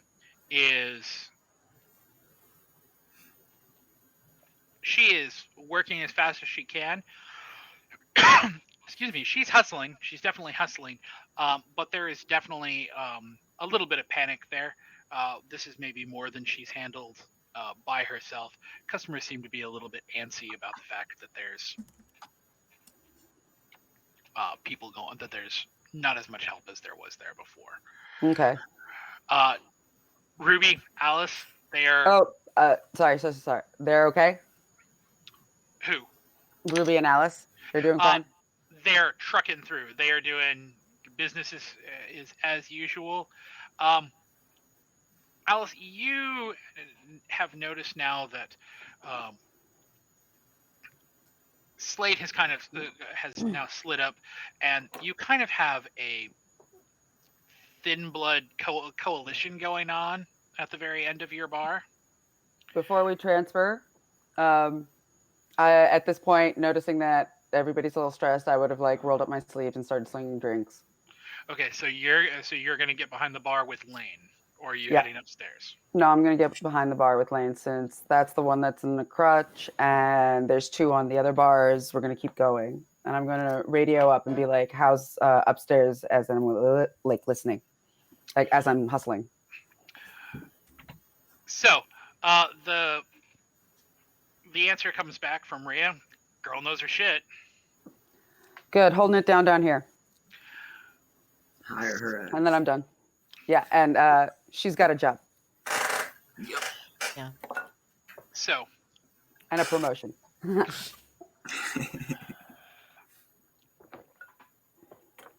Idaho. Mm-hmm. You now have the wrapper with the remains of Ash. What is your daring plan to figure out what you are going to do? Well, I was looking for Slade first. So Slade would be normally stand out like a sore thumb, but unfortunately his costume is fairly subdued for this evening. Thankfully for you, due to the fact that he is hanging out with Teddy the Goth Kid and the librarian at the end of Alice's bar, it doesn't take much to find him. Like there is a thin blood coalition combined going on down there with them and Ruby talking. Can't you smell the gold chains? He doesn't have any tonight. Oh, not tonight. Not tonight. All right. I'll go up to him and just walk right up to Slade. And Slade, my guy, how are things going? He's like, well, moving product. It is what it is. He's like, anything I can help hook you up with? Or hook somebody else up with so you can get hooked up with? Or hook somebody else who needs some hooking up with so you can hook up with them to get hooked up? You know what I'm saying. How can I help you? Say, well, who's, and I'll hold up the piece of paper and I'll say, who's buying and using Ash tonight? He kind of moves a little closer. He goes, that's kind of a long list. He's like, we've had, it's been a good night. He kind of holds his hand out to to see, like as if he's asking to see the paper. I'll go, okay. I'll hand it over to him. He leans down, kind of holds it under his hand and sniffs it. He's like, he licks it a little bit, and he goes, I remember this vintage. And I'll before he can say anything else, I'm going to put a hand on his shoulder and go, who died for this one? He wouldn't know. He looks you dead in the eye and says, I don't know his name, but I can tell you he worked in Center City. Do you know what his clan was? Well, I can't tell you maybe what his clan was, but I would assume he kind of takes another deep waft and says, you might want to be looking for somebody who's maybe bulletproof, maybe actually bulletproof. Somebody who can take a hit and knows it now. Oh my God. All right, well, I'll tell Vic to get his motorcycle ready to clobber somebody. It wasn't my motorcycle. Oh, yeah. Who cares? A motorcycle. That was the All motorcycle right. that got swung at me. I say, okay, maybe we could try the Toreador vintage next time. Say, Slade, one more thing, and this is really important. Are you listening? He's like, all ears for you. What can I do for you? You told me you were going to get me the number of your tailor, and you haven't done that yet. So I'm still waiting. Thinking he's self-styled. Just gonna throw it out there. No, he told me. When I first met him, I made some comment about his clothes. Mm-hmm. And he said, oh, it's all my tailor. I can get you the number. Remember? I don't remember that specific part, but judging by his taste, I don't think anybody could be paid to dress someone that way. Just saying. I love screwing with you. He's so awesome. I love screwing with him. He looks at you, and he looks like he wants to be offended, like he's got that offended look on his face, and then he starts chuckling at you. He goes, "You're all right." And he's like, "I got you." Yeah, and I'm not making fun of you. I really want to know. I mean, and he's seen the way I normally dress, so I don't know, but I'm super curious. So Alice, you have this now going on like right in front of your bar. Idaho's there, all of the Thin Bloods are there.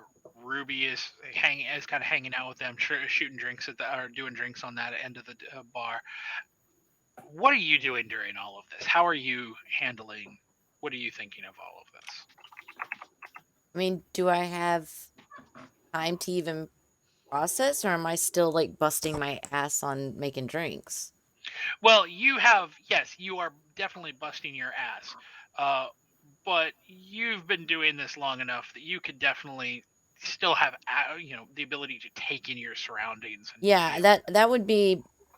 I would definitely have keeping my ears peaked for conversation and anything else I can pick up. But I don't want to interrupt. I want to just kind of absorb whatever I can hear in the conversation. Okay, so do you want to make a check to see what you're picking up from the conversation from down the bar? Sure. Okay, so this is going to be... Dun, dun, dun, dun, dun, dun, dun. Gotta get my scripts.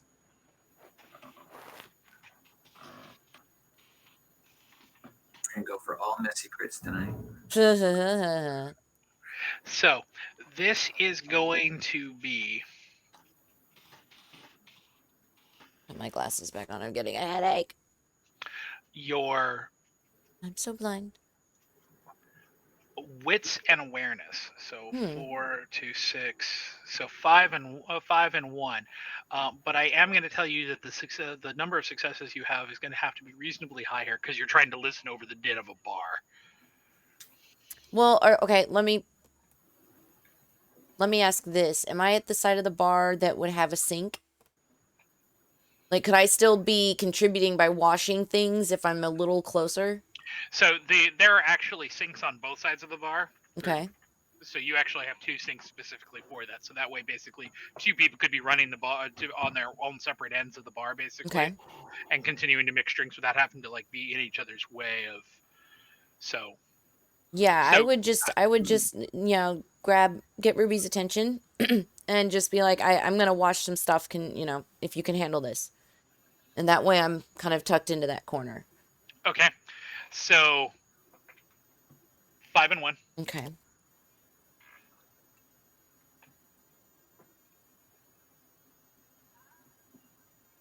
You can reroll up to. You can blow a willpower and reroll up to 3.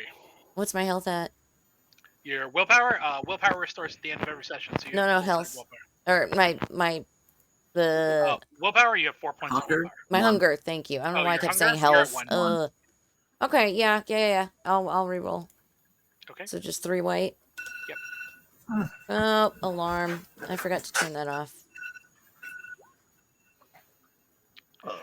Holy shit. Well, Oh my god. Best use of willpower yet in the whole Right? freaking campaign. Jeez. you kind of wish that you were listening for something more important, like, you know, Elon Musk's ATM code, No or shit. because you would be able to easily pick that up. Wow. So, what you pick up from the discussion of between the Thin Bloods, this is just before Idaho shows up, is they are attempting to talk to Ruby and talk her into doing something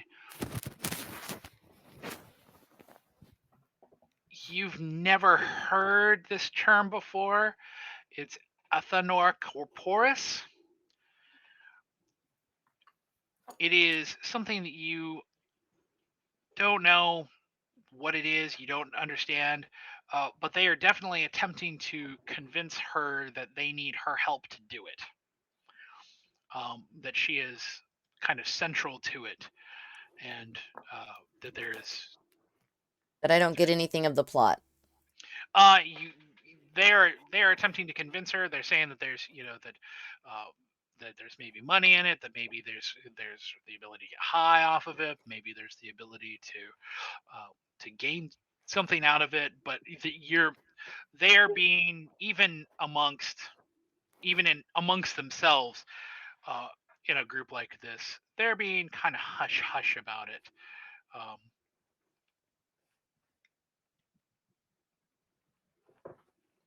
But you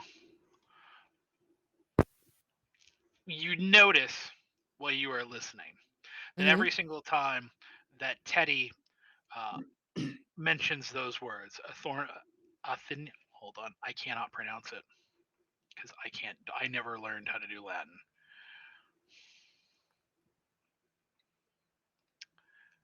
Athanor corporis. Would I know what this means with, like, my occult? Could I roll Okay. occult to see if I know what this means? You can roll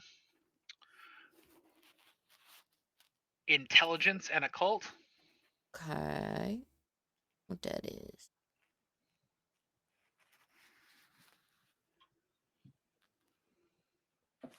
What's my dice pool on that? Please. You are looking at 3 and 3, so 5 and 1. Nice. Kin. Meow.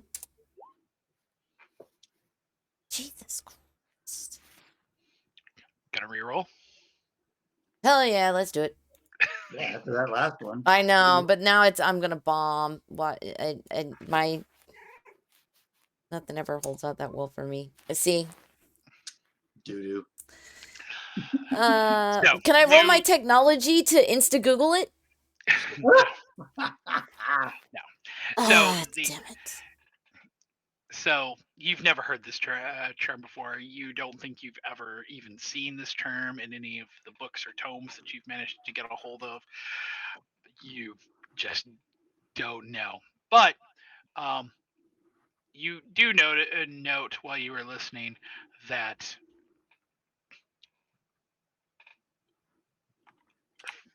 how shall I say this? Well, you are reasonably sure, looking at her face and seeing her body language, that Ruby doesn't have any idea what this is either. She is, however, acting as if she does. Of course.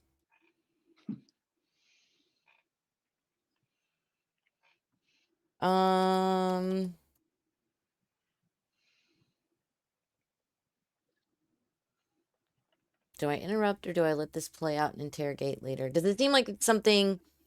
Can I tell by the conversation? Does this sound like something they're trying to get her to do right now in the moment No. to leave the club for, or is this like after party? Do I hear any like timing? It doesn't seem like you're not hearing any. It's more like they are trying to convince her to go along with this plan to do this, more so than they are attempting to, like, say, and we should do it now. They're more sounds like they're attempting to just convince her that this is something that would be in her best interest, or that she should do this, or that she would get something out of this. Lots of persuasion rolls being rolled. Right.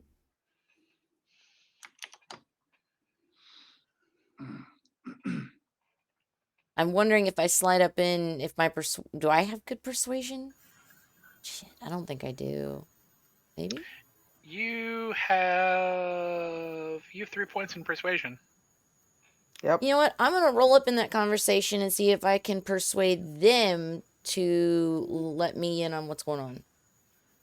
Okay, so tell me how you're gonna do this. How are you going to insinuate yourself into the conversation to figure out what's going on? I guess I'll just kind of lean in as hey guys, does anybody need refreshments or anything? How are we doing? Slade looks up at you like, I mean, I could always, go for, another beer to hold. He says, but, I don't think you have what we need to refresh ourselves or yourself. You know what I mean? I know you know what I mean. Of course. He's the best. Well, you seem like you've got quite the little, soiree going on over here. So what you are actually attempting to do right now is attempting to manipulate them into letting you in on the conversation, correct? I guess it could be more, yeah, it's more manipulation at this point just to see if I can get, them to open up to me. Okay, so this is going to be your manipulation and performance. So 3, 2, so 5, 4, and 1.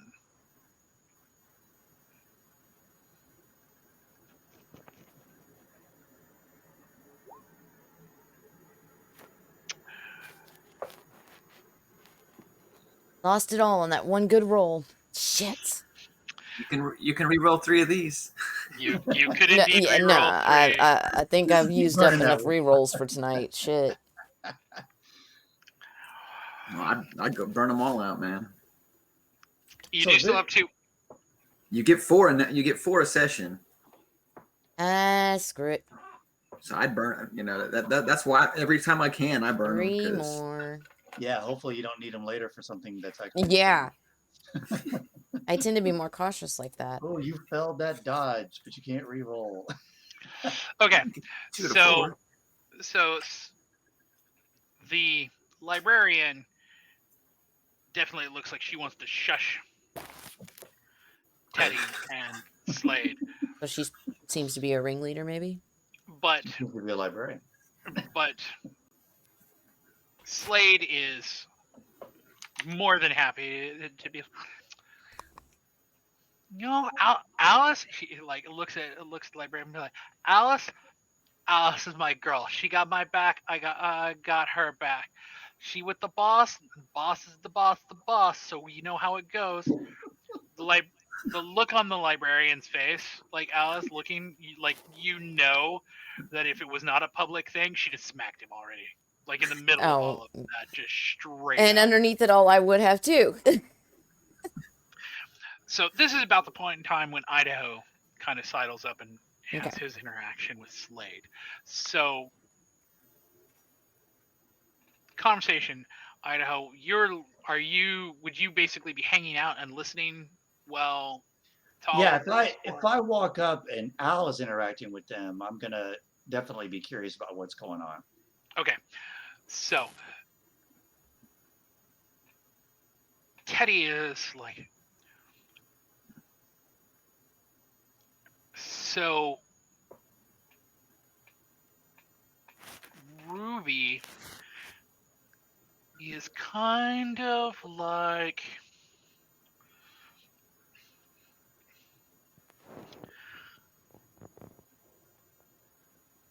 she can do a thing that only some of us can do, but like, so some of us we're like you, and he gestures at you, Idaho. He goes, we can't eat, we can't go out in the sun, we can't we're we're more like you. But some are more like her, which she can do a lot of things that a lot of the other of us can't do. And so there's a guy. He thinks that she can do a lot more even than that, and he wants to meet her.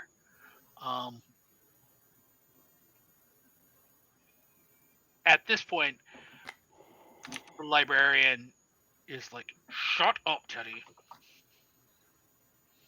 Really? In front of me and Al, librarian says that? Mm-hmm. Okay, I'm gonna look at her and say, no, you shut up, you back off. Teddy, you continue. Teddy looks at her and then he kind of cows and he's like, "I'm gonna be quiet." Okay, I'm gonna grab Teddy by his neck and I'm gonna say, continue or get the fuck thrown out. So you are going to grab him and initiate physical contact, confrontation in the middle of a bar in front of everybody. Sure. I gotta feed the Ravnos. That is fair. That's why I'm doing it. I'm trying to play along. Normally, that is not something Idaho would do. Okay, so you were attempting to intimidate poor Teddy. With So my awesome intimidation of what, 1? so this would actually be, so the role here would actually be intimidation and I would say and your charisma, since you're just straight up trying to bully him. But because you are playing to your attempting to do something that is way out of one, probably the most forward that you've been in Other a game. than the time I had my arm broke. Yeah, well, that was a thing. But Vic taught me everything. Yeah. But I would say picking a fight in the middle of a bar full of partying people, with a dude who is basically a marshmallow, in front of a crowd, That's pretty ballsy. That is, in fact, pretty ballsy. So I'm willing to give you on this particular intimidation roll. I'll give you a +2 to your dice pool.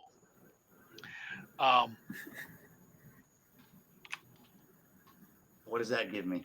So you're going to be manipulation, or charisma is going to be 4. Your intimidation 1, so 5 +2, 7. Your hunger is at a 1, so 6 in 1.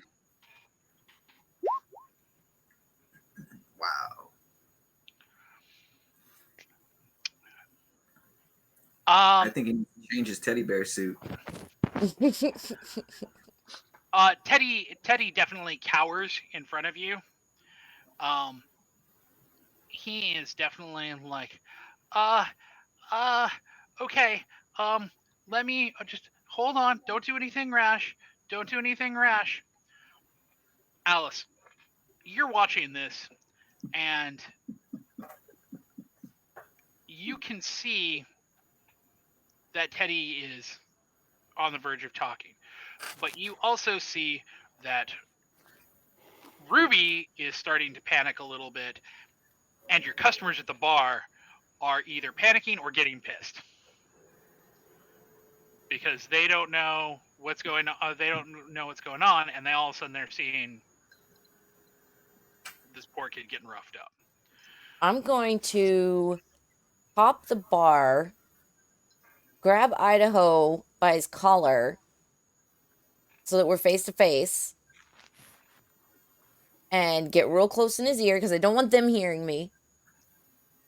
And I'm going to say, they were on the verge of talking and spilling the beans. Of what? I don't even know. I just know they're trying to hatch some fucking plan. And I don't think this is the way to go about it, especially on tonight of all nights. Do you really want Michael pissed that you started some bullshit on one of the biggest nights of the year?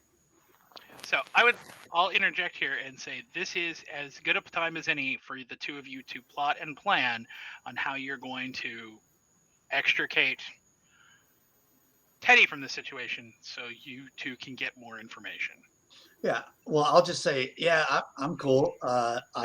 It looked like he was going to say something, and then librarian made him stop, and so I think I was helping him to continue talking. But I mean, whatever. It's Teddy. This is not the way to do it. I understand that's the instinct, but it's Teddy of all people. And Idaho, you would know Teddy. I mean, you've seen him get all He's over the the one ground. who's helping to peddle dead vampires. I was also going to say, if you remember the time when you and Vic went to go check in on Threnody. Yeah, he had his guts hanging out. Yeah, he was basically on the ground with his intestines hanging out. But yeah, I just did that because of the whole thing earlier. I know. From the compulsion. The compulsion. I know. Now it's been satisfied, right? I would say yes. Okay, then we're good. You know. So I will basically now I'm just like, okay. I mean, they were saying something about your girl, and it seemed like they were being kind of hush hush and trying to keep us from knowing what they were talking about Ruby. But I'll follow your lead if we want to find out or not. All right, we'll pick him up off the floor and start sweet talking, and maybe they, I just tried to grab him and bring him closer to me and say, no, keep talking. I thought you said you threw him on the ground. No, you grabbed him by the back of the neck. Okay. Sorry, I heard. Basically said, keep talking. Don't listen. My imagination was going, but yeah. So that's my. Okay, so Alice, what are you going to turn around and say to? Are you going to say anything to the group? Or are you going to try to be? Just that I apologize for my friend's outburst. We'll put it that way. How about action? I don't know if it was really an outburst, was it? It was more like just an action. Okay, we can say action for the actions of my friend. There. That's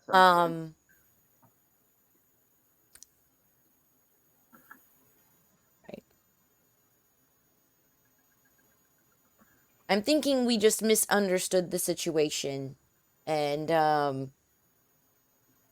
if you're having a conversation, we'd love to be a part of it. So let me ask real fast.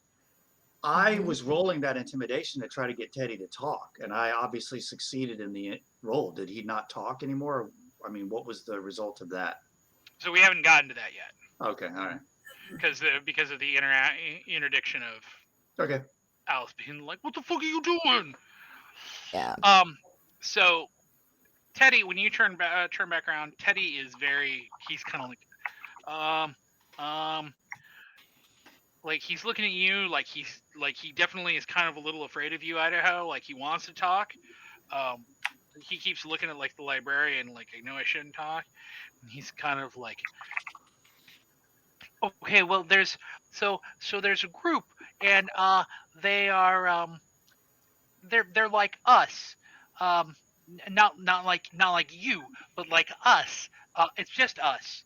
And they do a lot of there's a lot of different things that they do. They research, they study. So we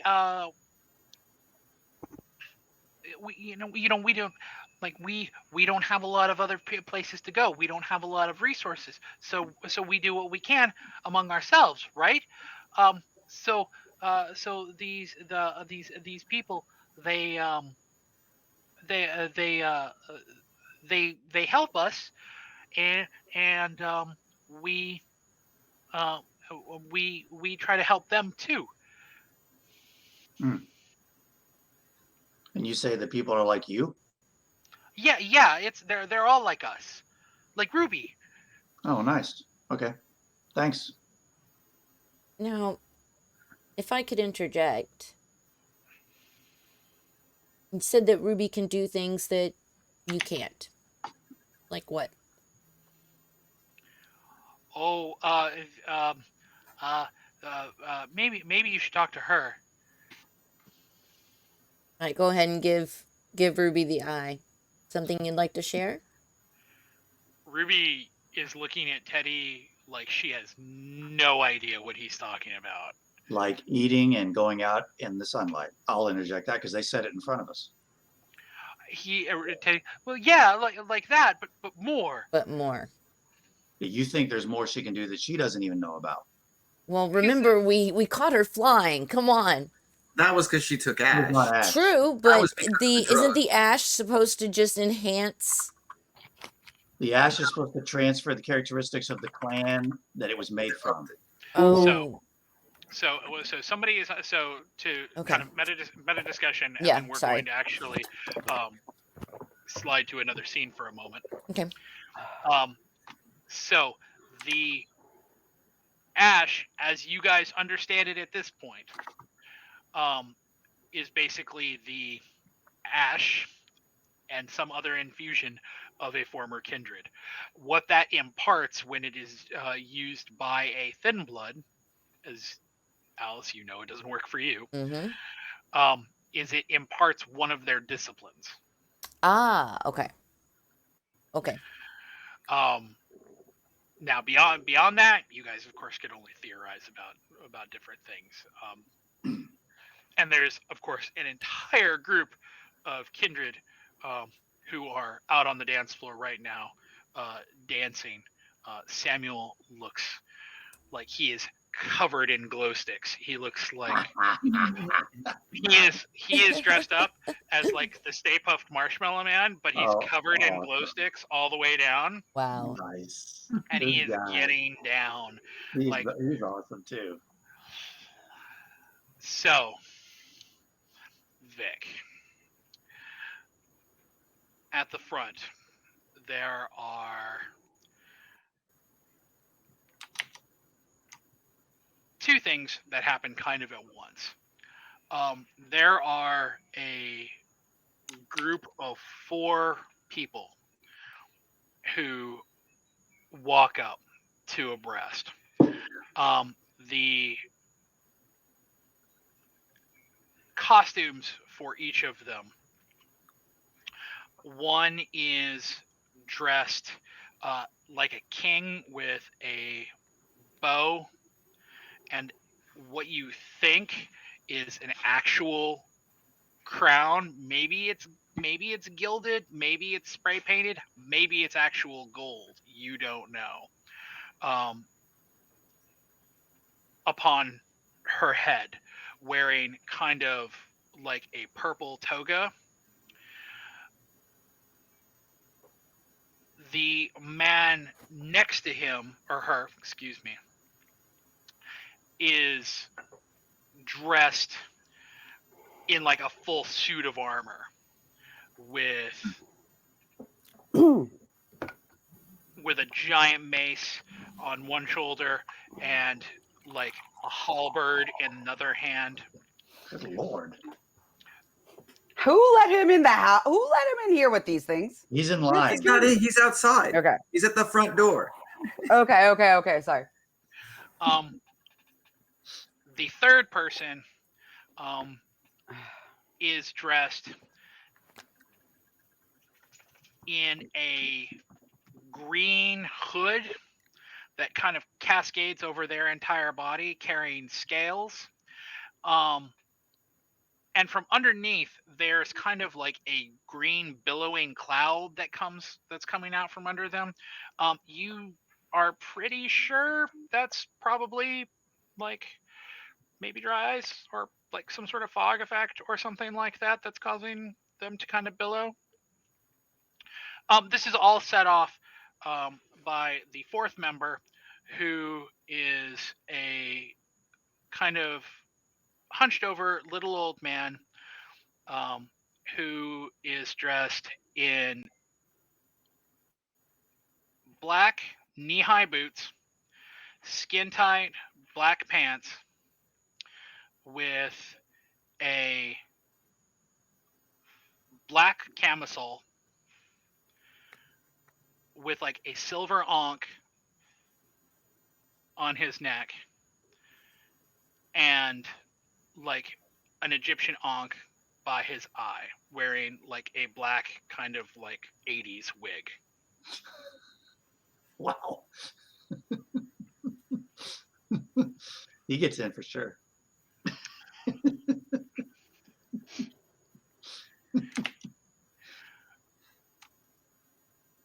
So they are walking up like the stairway coming towards you.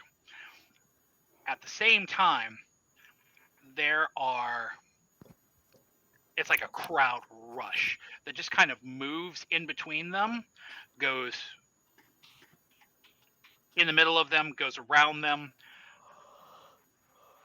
goes right, and kind of like almost walks right by you. Like it's just like a crash of people that are basically just like walking through the door. What the hell? Without paying cover, without checks. Wait, seriously? How can they not do something to stop this? Because there are so many of them. They are all dressed identically. They all have white shirts on, black ties, like a vest, pants. Like they're not in costume. Like they look like a crash of office workers. Mm-hmm. But I mean, how can? Okay. So the four who are dressed in giant costumes are like, they're like puzzled because it's like a human flood, like just rushing past them. And in the middle, Vic, you spot someone completely different. She has messy blonde hair. She's covered in tattoos, wearing a black tight shirt and white suspenders on white pants. And she is, you think, looking at an oversized phone. And as the group kind of crashes around her and she walks in, she barely spares you a look, Vic, to be like, we'll just be in and out. 1 second. I guess I radio up Michael and be like, a flood of people just ran through the door. I can't stop them. I mean, I would be seeing this since I'm bartending on the first floor. Right. So you see, so Romano is like, he's like trying to like do his best like actual Hulk thing, trying to block as many people who are trying to get in. It doesn't work out for him really well. He just kind of gets bowled over.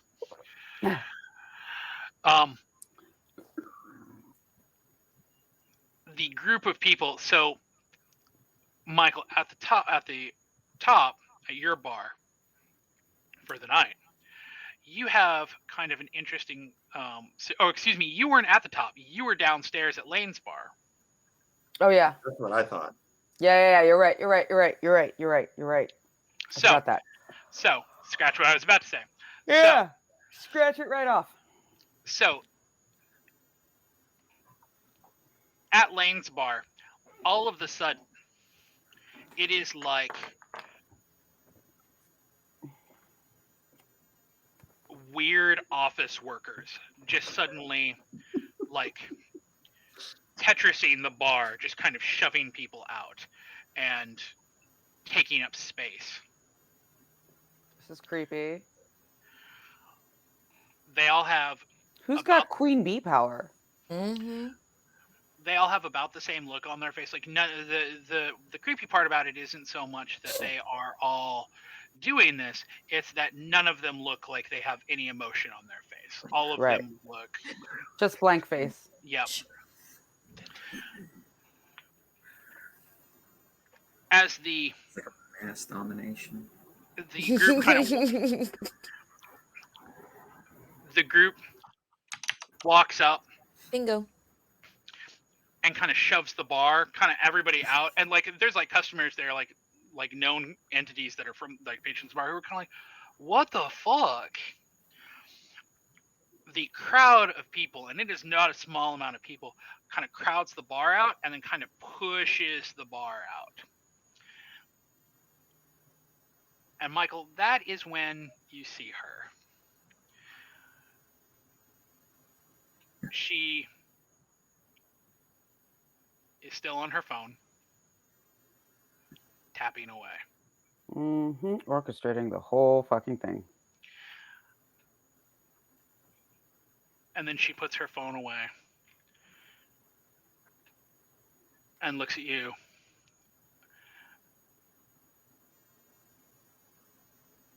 And says, do you remember what you asked me for? Do I? I mean, you took a trip to New York for this. Oh. Okay, please help me. Knox, this is... It's been a week, Shit. I know. So... The trip to New York was a while back. That was a really long time ago. Back in session 24A. Mm. So, you took a trip to New York with Shakespeare. And you got an introduction to the Baron, one of the Anarch Barons there, Torque. But he also got you a meeting with a certain Camarilla Malkavian. Yeah, and this is... who's known as Hope. Yeah. Hope, right? The irony is good. Well, that and I'm playing that game right now. She holds up her phone, and there is a phone number on it. She says to you, you owe me for this.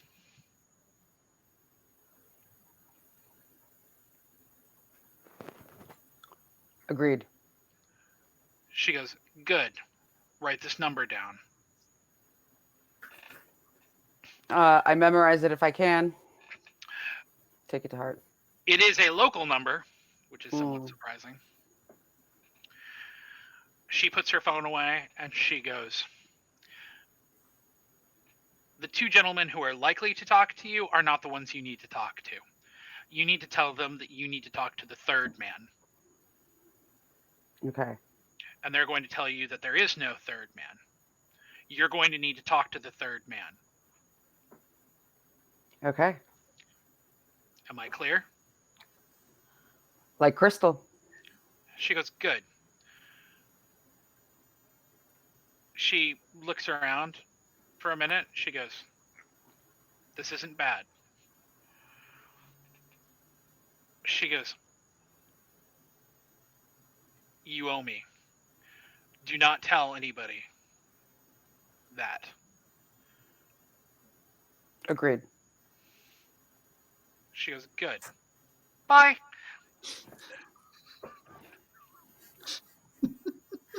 And then, like a weird, massive hurricane, the people, she kind of steps back into all of the people, and they kind of just move out.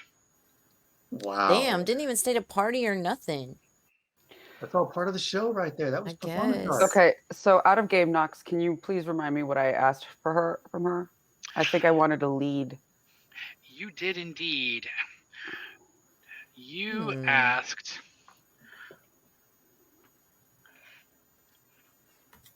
You told Hope that you would give her a major boon Holy shit. for the possibility of evidence of what happened to you guys Okay. Oh. the Second Inquisition. Yes, okay. Thank you for reminding me such an important thing that I actually did.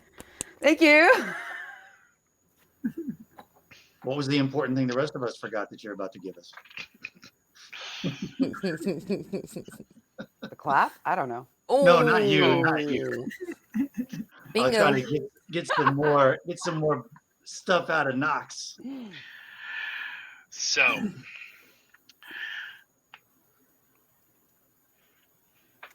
the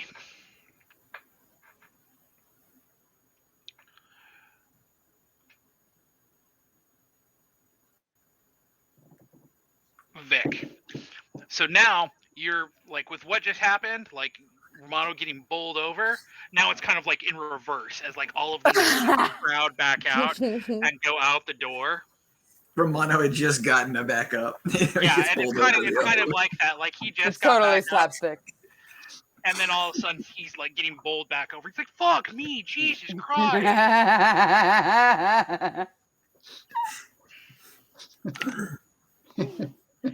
Goes with the territory, right? So with that, the four finally get to the door. And the one in front, the woman with the crown, goes, "What's the cover charge?" Honestly, don't. I'll tell him what it is. I don't know right now. I don't think that was discussed. But No. I mentioned at the earlier game that we were going to be charging a higher cover charge, but I don't think the exact rate was discussed. Mm-mm. She hands whatever you, it is, I'll charge.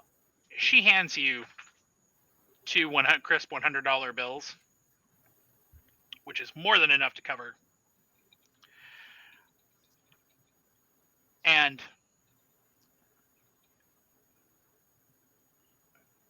the four of them enter the club. Oh, what? Shit. So,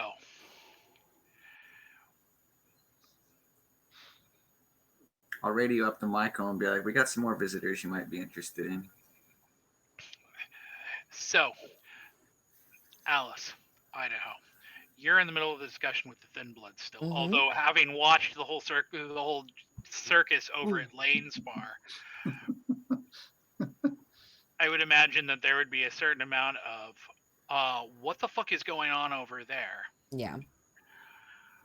Flash And then mob. they leave after a few minutes. I was about to say, aren't flash mobs like so 10 years ago? Come on. Yeah, but you know, everybody's getting retro nowadays. Yeah. Is it really a flash mob if it's just one person? By times a million. So I'm pretty sure Hope would say that's so meta.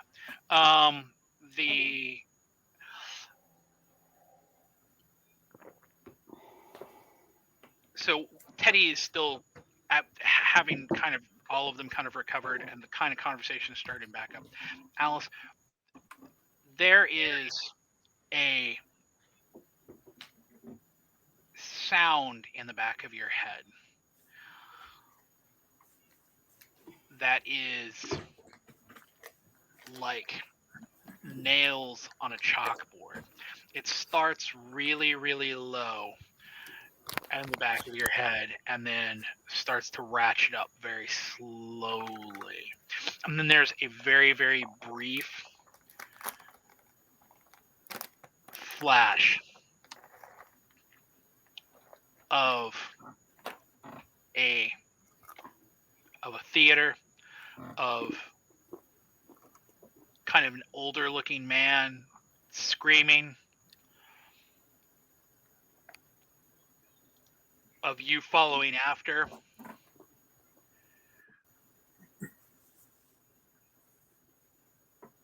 and then you're back.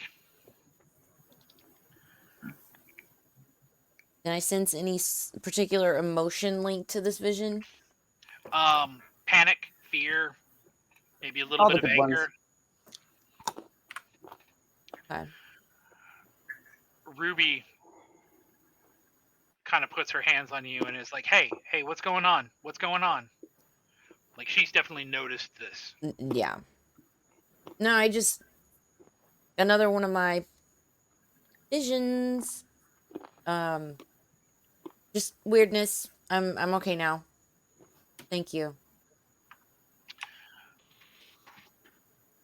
At about this time, Idaho, you would probably actually see them, since they're interacting with one another. You would see them first kind of across the room. You would see the woman with the crown, the man in the armor, and they come down the stairs into near the bar.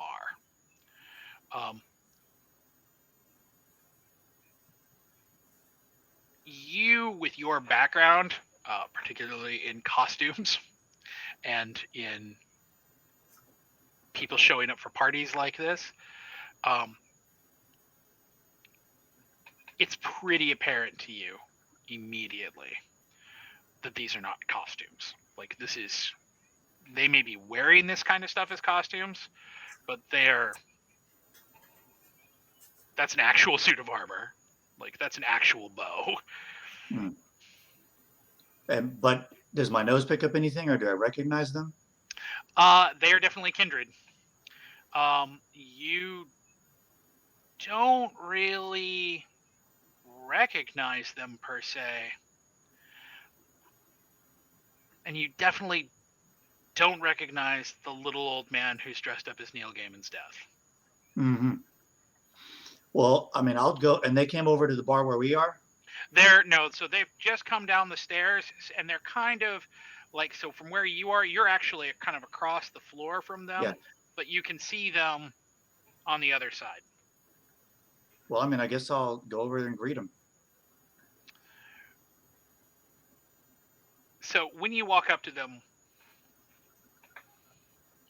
what do you say? Well, I'll go up to the queen and I'll say something kind of like, well, thank you for coming to our club, and my name is Idaho, and just that kind of like, just trying to be nice and polite to them and greet them and kind of see how they react. And you're muted. No lewd jokes like, how may I service you, Your Highness? No. They haven't paid me anything yet, so hell no, they don't get that. But yeah, just trying to be nice because I'm curious, because they're kindred. They paid me $200. I'm pocketing the extra. Yeah. So, I mean, I guess I'll play it on a little bit. I'll call her like Your Majesty or something. She is almost dismissive. when you're up close, it is a little weird because she is completely adorned. Like the costume is decked out. Like it looks like it's almost referenced from something else. But it's almost distracting because she's not particularly noteworthy, like visually. You saw her, you might not ever recognize her again. She's just kind of bland. The costume really tends to be what you see. So she kind of like she looks at you and she's kind of like, okay. And she's like looking around trying to see something. Okay. I'll say, well, I do work here. Is there anything I can help you with? The guy dressed as a knight takes off his helm, and as soon as he takes off his helm, you know this guy. This was one of the Northeast Anarchs at the theater who is belligerent. Mm-hmm. He looks at you, smiles, and goes, I don't think so. Just looking for some of our subjects. You know how it is. Got to keep get the sheet back in the pen. I really don't know how that is, but okay. He goes, you should try it.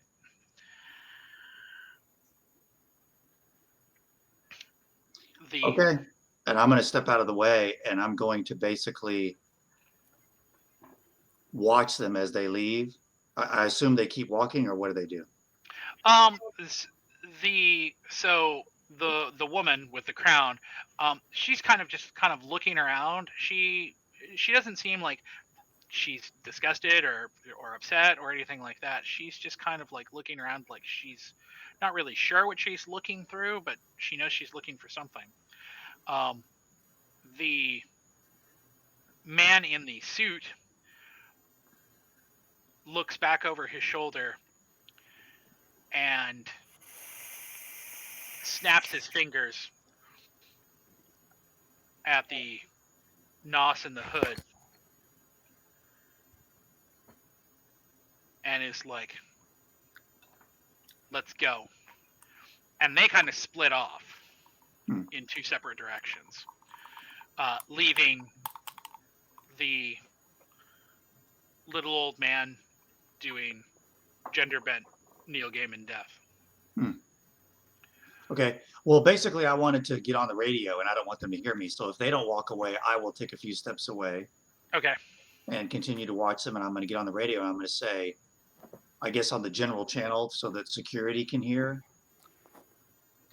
and say the 4 cosplayers with actual weapons that just walked in are the Anarchs from the Northeast that we saw at the meeting when Shaw tried to unleash death on everybody.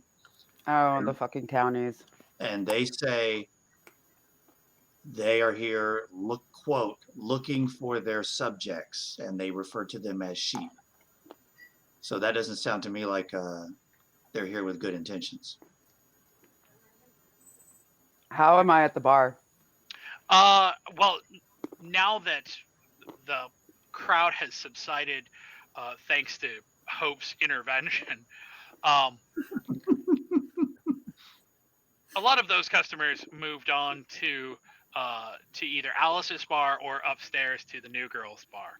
So Lane is disappointed, but you definitely have space here to move out from behind the bar if you need to, Michael. And I'm going to do that. Okay. I'm going to head to Idaho. See if you can help me point out the queen. Yeah, who's still standing right there, right? She's wearing a gold crown. Yeah, Yeah, I'll point at the queen and I'll point at the armed knight and go, that's 2 of them. The other 2 scurried off. So no, the knight and the other one scurried off. The 2 that are left are. Sorry. Oh yeah, I only thought Death was left behind. Yeah. And I'll kind of reference their costumes so that because they kind of seem like they stand out. So. Oh yeah, like everybody else here, you've seen some really amazing costumes. Some people have done excellent jobs with their costumes. Nobody else's look like it's actually real except these Yeah. guys. So I'll say, yeah, the armed knight and the guy in the hood headed off to go look for I don't know what, and the queen and Death are still standing here, looking around. I don't know. I'm gonna say, I'll come to you, see if like can send security keep an eye out for the two wanderers. So you getting to Idaho. Idaho's not more than a few feet from them, so you're standing right there in front of them. So what are you going to do, Michael? I'm just going to saunter over, and I'm going to be like, I heard somebody's trying to ruin my good time.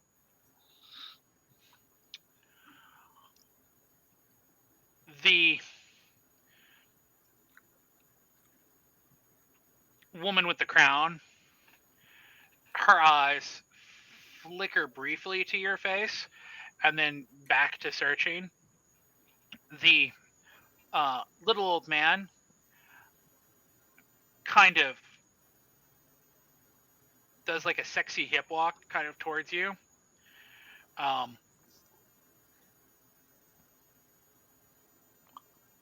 And is like, no, no ruining of good times. No, we are just here looking. We're wanting to find. We're finding people. That's all. Then we leave.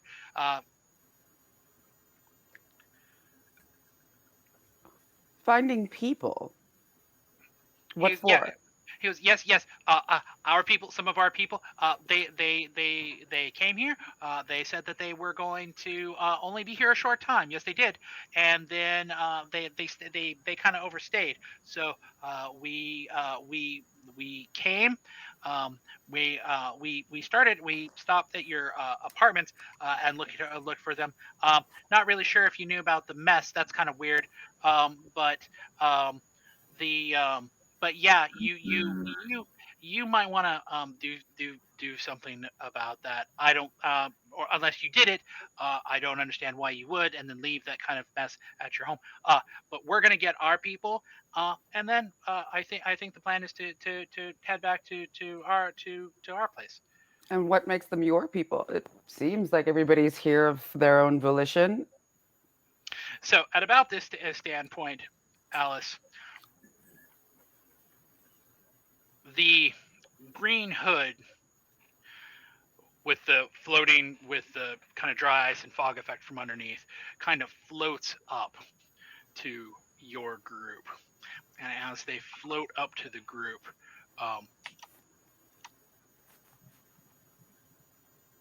the librarian turns and is like, I know, we're late. Sorry. Teddy is like, yeah.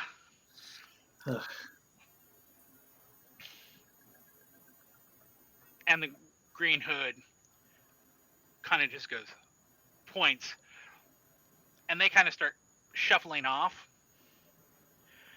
At which point Slade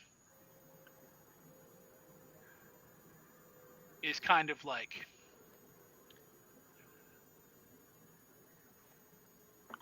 is that the end of the party? I thought we were partying. I thought we were having fun. I guess, where are you guys going?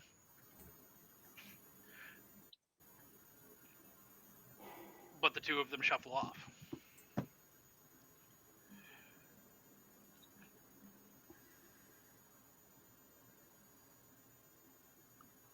Did you ever get the information from Teddy?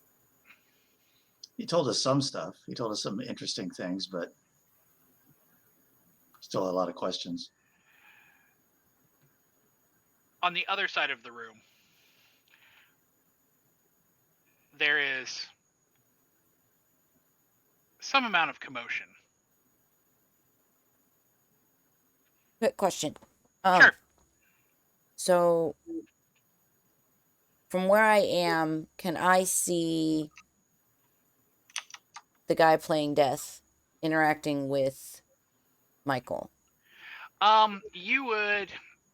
So, and of course, Michael, this is the time period when he disappears. Oh, there you are.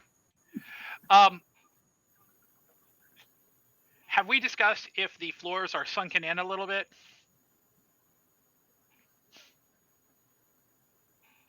Not to my knowledge. We haven't, but they are not. No. Okay.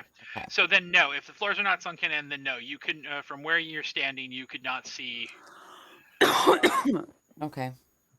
But she could probably see the crown. But She could that's probably see not that, who but I'm that looking wasn't. for. Yeah, that wasn't who she was looking for.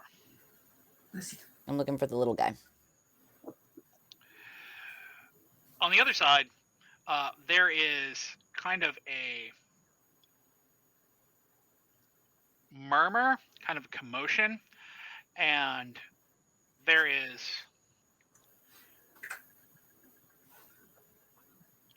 somebody else. You've never seen this person before. They are dressed up with like Macho Man tassels and the pants and the big hat, and the glasses, and they're putting on the whole act as the guy in the armor is kind of like pushing him along, being like, "Come on." And dude is like, "But I don't want to go. I'm having so much fun, and we got Ash here." And as soon as the dude says, "We got Ash here," fucking Green Knight cuffs him straight across the face. Oop. Where's our Is this security? anywhere? Who is this happening close to any of us? So Michael and Idaho, you could probably see this from where you are. From where you are, you can actually see Teddy and the librarian kind of being shuffled up by the woman in the hood, and then you could probably see the dude get fucking cuffed by the guy in the armor. Well, I'm gonna say, Vic, 911. There's a fight going on in here now. All right, I'll leave the door. I'll come inside. Hope Romano's not too bruised up to handle the front door by himself. So, when you get down there, Vic, the groups have now all coalesced. So it is Michael and Idaho who are kind of standing off to the side near the woman with the crown and Neil Gaiman's death. Off to the side there is Teddy and the librarian with the woman in the hood. And then on the other side of that is what looks to you like the dude who came in looking like the Macho Man Randy Savage, being fairly firmly pushed around or escorted by the dude in the armor. These guys got some fucking balls. Come up in our club and try to clean out. So I'll basically point it out to Vic if it's not obvious, and I'll say, guy in the armor just cuffed Macho Man across the face or whatever he did. All right. Is there So- a problem here? The man in the armor looks at you, Michael, and goes, "No issue at all, just removing a drunken belligerent." I don't see a drunken belligerent. I don't see anybody who has been having any problems. In fact, it's been a fairly lovely night until this happened. Can I ask you why you're removing patrons from my establishment? The woman in the crown looks at you and goes, "Because they're not yours. They were given tasks and a time frame in which to accomplish it. The time frame is over. We are leaving. They are not anybody's. At this point, the crowd is now kind of separating back, kind of being like they're not sure if this is a spectacle that you guys are putting on, like this is part of the entertainment for the night, or if shit's about to actually go down. Mm. Mostly because everybody is in costume, and it's Yeah. kind of a motley crew Hmm. of different people. Well, no, Vic would still be in security, and so like anybody else. I mean, he's painted like green. He's painted like the Hulk. Yeah, he's dressed Yeah. like the Hulk. Say, and I'm gonna kind of just say, if grown adults want to leave the club, they can leave the club. You just were hitting this guy. That's not cool.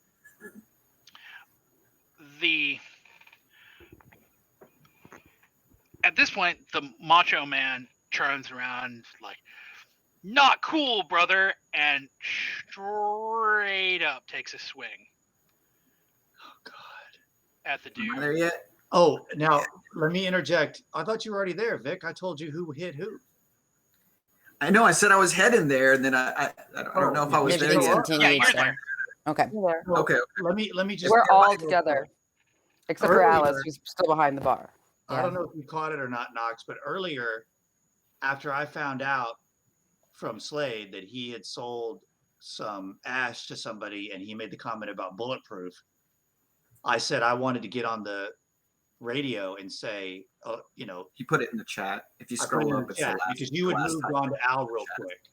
So I said I wanted Idaho to say, there's somebody in here just took some ash from a brew house, so be on the lookout.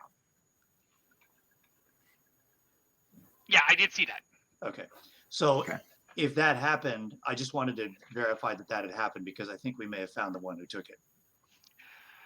Mhm. Quite possibly. Or at least one of them. Yeah. So now this guy is being not cool. The only one who's allowed to get physical in here tonight is me. What the fuck? Vic. You can go back to the front door, Vic. Yeah, I got Okay. this. Don't worry. Fine, you got it. And I Don't run worry. up to Vic with 2 broken arms. Help, help. Mm-hmm. So, Michael, what are you going to do? I'm going to try and grab his swing. Or like, kind of like, I'm going to try so Macho Man just took a swing at Armor, Mm-hmm. and Armor is the guy and just cuffed him just back Yep. right upside the head. I'm gonna push Macho Man towards Vic and be like, nope, absolutely no fighting. So when you push him towards Vic, the dude turns around. So first, when you push him, you find that it is surprisingly difficult, despite the fact that you are kindred and this is obviously thin blood, to push him. Like it actually requires some effort. Yeah. He then turns around and looks at you in the face, and he's kind of frothing at the mouth at this point, and says something about. He said something about the cream of the crop, and he's going to try to lunge at you now, Michael. Do I get a chance to try and grapple him? She pushed him at me. Yeah. You can, yes. Yeah, that's why I pushed him towards Vic. I was like, here you go, Vic. Yeah. You deal with this. Grab him. hug. Grab it. Vic. So strength and brawl for you. First roll you. tonight. So 5, 10, 2, so 8 and 2. It's 9 and 2 because I have the grappling. So there's Right. 11 there. Okay, so the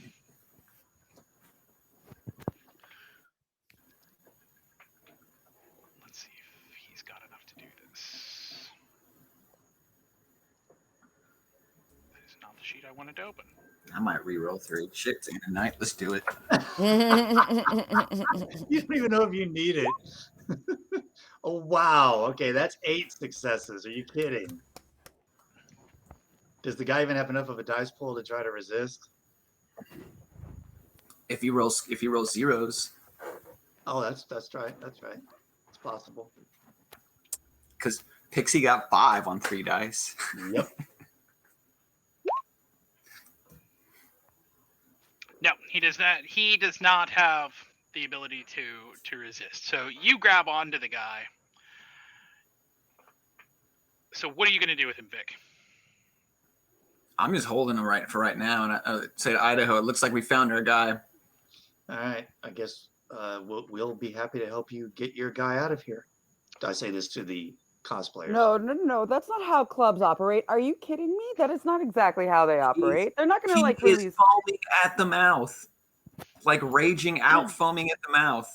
Yes, security is now taking him out. It's not the armored guy. It is now club security. I didn't say to them to take him out. I basically am saying we're taking your guy out for you. He's going. I'm not letting him go. I'm walking his ass out the. Is the problem? You don't. Fine. Just kick it out to the yeah. No, actually, you do. You just kick them both out to the street. Let them figure it out. Because at this point, club etiquette would be like, get rid of the libel, get him out of the property. He was fine until he started getting violent. Once he started getting violent, and we knew he was the one taking the Bruja ash. He has no room in this club right now. So Vic, are you going to take him out, or are you going to turn him over to the knight to remove? I'll take him out. I've already got a good grip on him. Okay, so you're heading out the front door. Yep. Okay. You're walking him out the front door.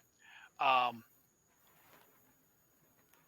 knight turns to the entire club and takes a giant deep bow and goes, "A pleasure as always, lords and ladies." And I say, "Hulk smash!" as I walk away. Oh my god! And they all kind of walk off, leaving the woman with the crown kind of lingering, kind of looking over the crowd. She kind of looks at you, Idaho, and looks at you, Michael, and just kind of shakes her head. Oh, at this moment, I maneuver to block her if she's leaving or anything, and I'm saying, this is unacceptable behavior. How dare you do this tonight and act this way in my stage? And then you want to claim stuff?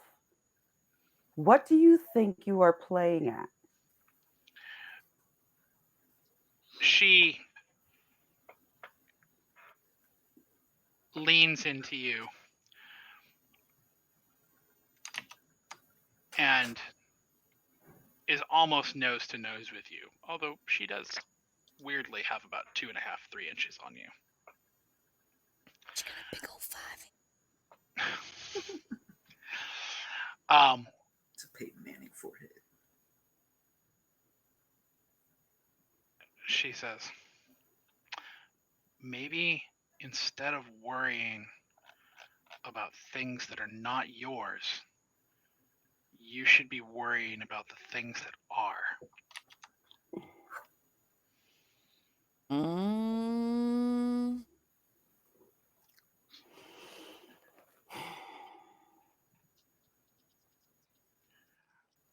As she goes to step around you,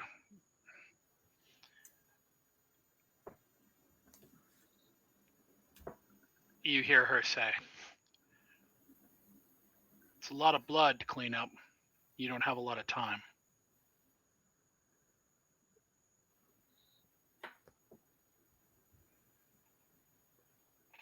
So,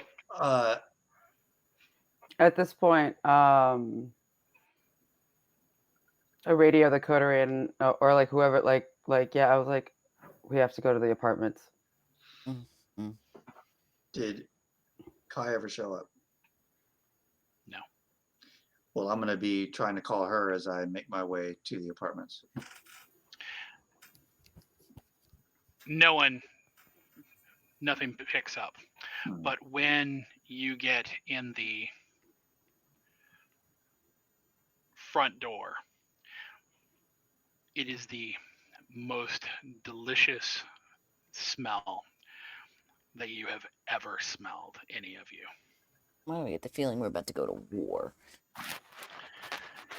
What do you mean about? It We've is been under siege. It is like it is mouth-watering.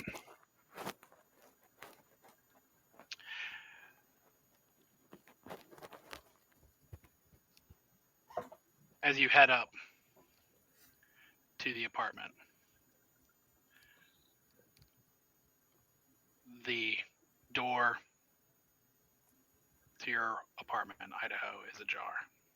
Great. So no one else is here. The premieres all showed up at the club and everything? Yep. Why wouldn't Kai have been with us? Because she's probably in the Oh apartment. yeah, she's scared.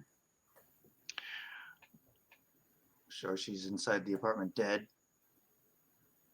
What you find when you enter the apartment is what might have been, at one point, a person. It is a vaguely withered husk, completely exsanguinated.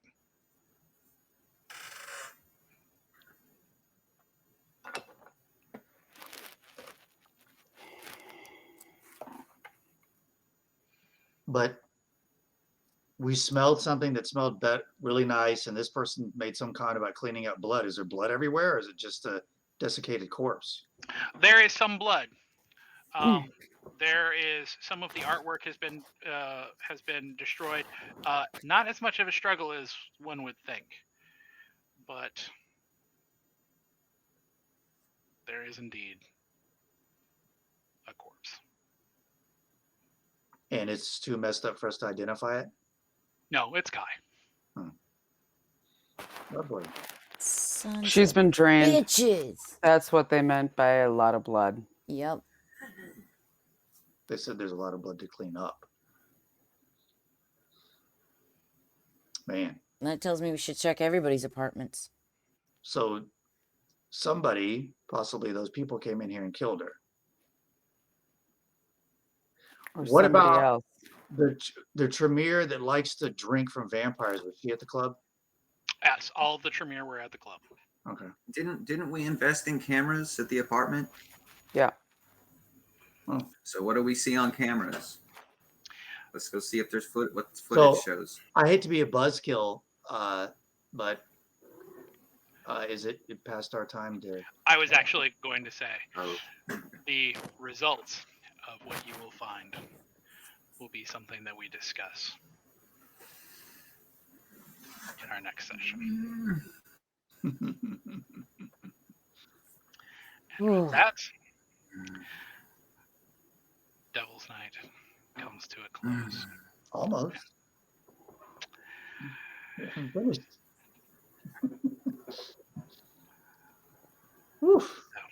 Oh boy. With that said, XP has been awarded for all players. What a way to end the fucking night. Mm-hmm. And we will see you all Next Monday. See you guys. I'm actually heartbroken. Like, this sucks. Yeah. Yeah. Kai was one of my favorites. Mm-hmm. Especially, I was actually hoping there was would be more development between the two of us with our abilities, but well, drink what's I left of remember the blood. picking her out. Get down there. I remember breaking her out of that place, man. It was really cool. But we'll have to figure out who did it and get our revenge later. Yeah. Well, everybody, thanks for joining us. I know it was a bit of a somber note to end on. And I know it's role playing, but I'm actually like, I'm really sad right now. Yeah. That crushed me. I'm kind of just sitting here like, Yep. Thanks a Oh, lot, I knew Knox. it too. My head just kept Such a going good down and weekend, I'm down. so sad. Oh, poor so Kai. sad. R.I.P. Juggling the Kai. balls of sad and angry. Yeah. Well done, Knox. Thanks. Yeah. no, but that's how you know when it's a good story. Like if a non-player character can die and it hits the whole team like that, that you've got a good story. Yeah. If it makes you guys feel any better, it was a coin flip between Kai or Moira. So. Ooh. Damn. Oh. I'd hate Either one of those would have sucked. The only reason I didn't go with Moira is because none of y'all know how to work an Excel spreadsheet. So. That's right. Hey, I got tech. I got points in tech. Oh yeah, Al has tech. I'm sorry, but that's administration. Who's got points in that? I put all my points in that. That's why I started fighting. That's why he's HR, you know. Yeah. Well, everybody, thanks so much for joining us tonight. I'm starving, so I'm going to go get some late dinner. I'll raid you guys over to somebody else, but outros. Thanks for joining me tonight. Knox, our storyteller. Skot, who plays Idaho. Zack, who plays Vic. And Martha, who plays Michael. And, of course, I'm Alice. It caught me in a yawn. Love it. But thanks so much, guys, for sticking with us. All the new followers, I greatly appreciate you. Yeah. So everybody have a great night and stick around for the raid. Say bye. Bye.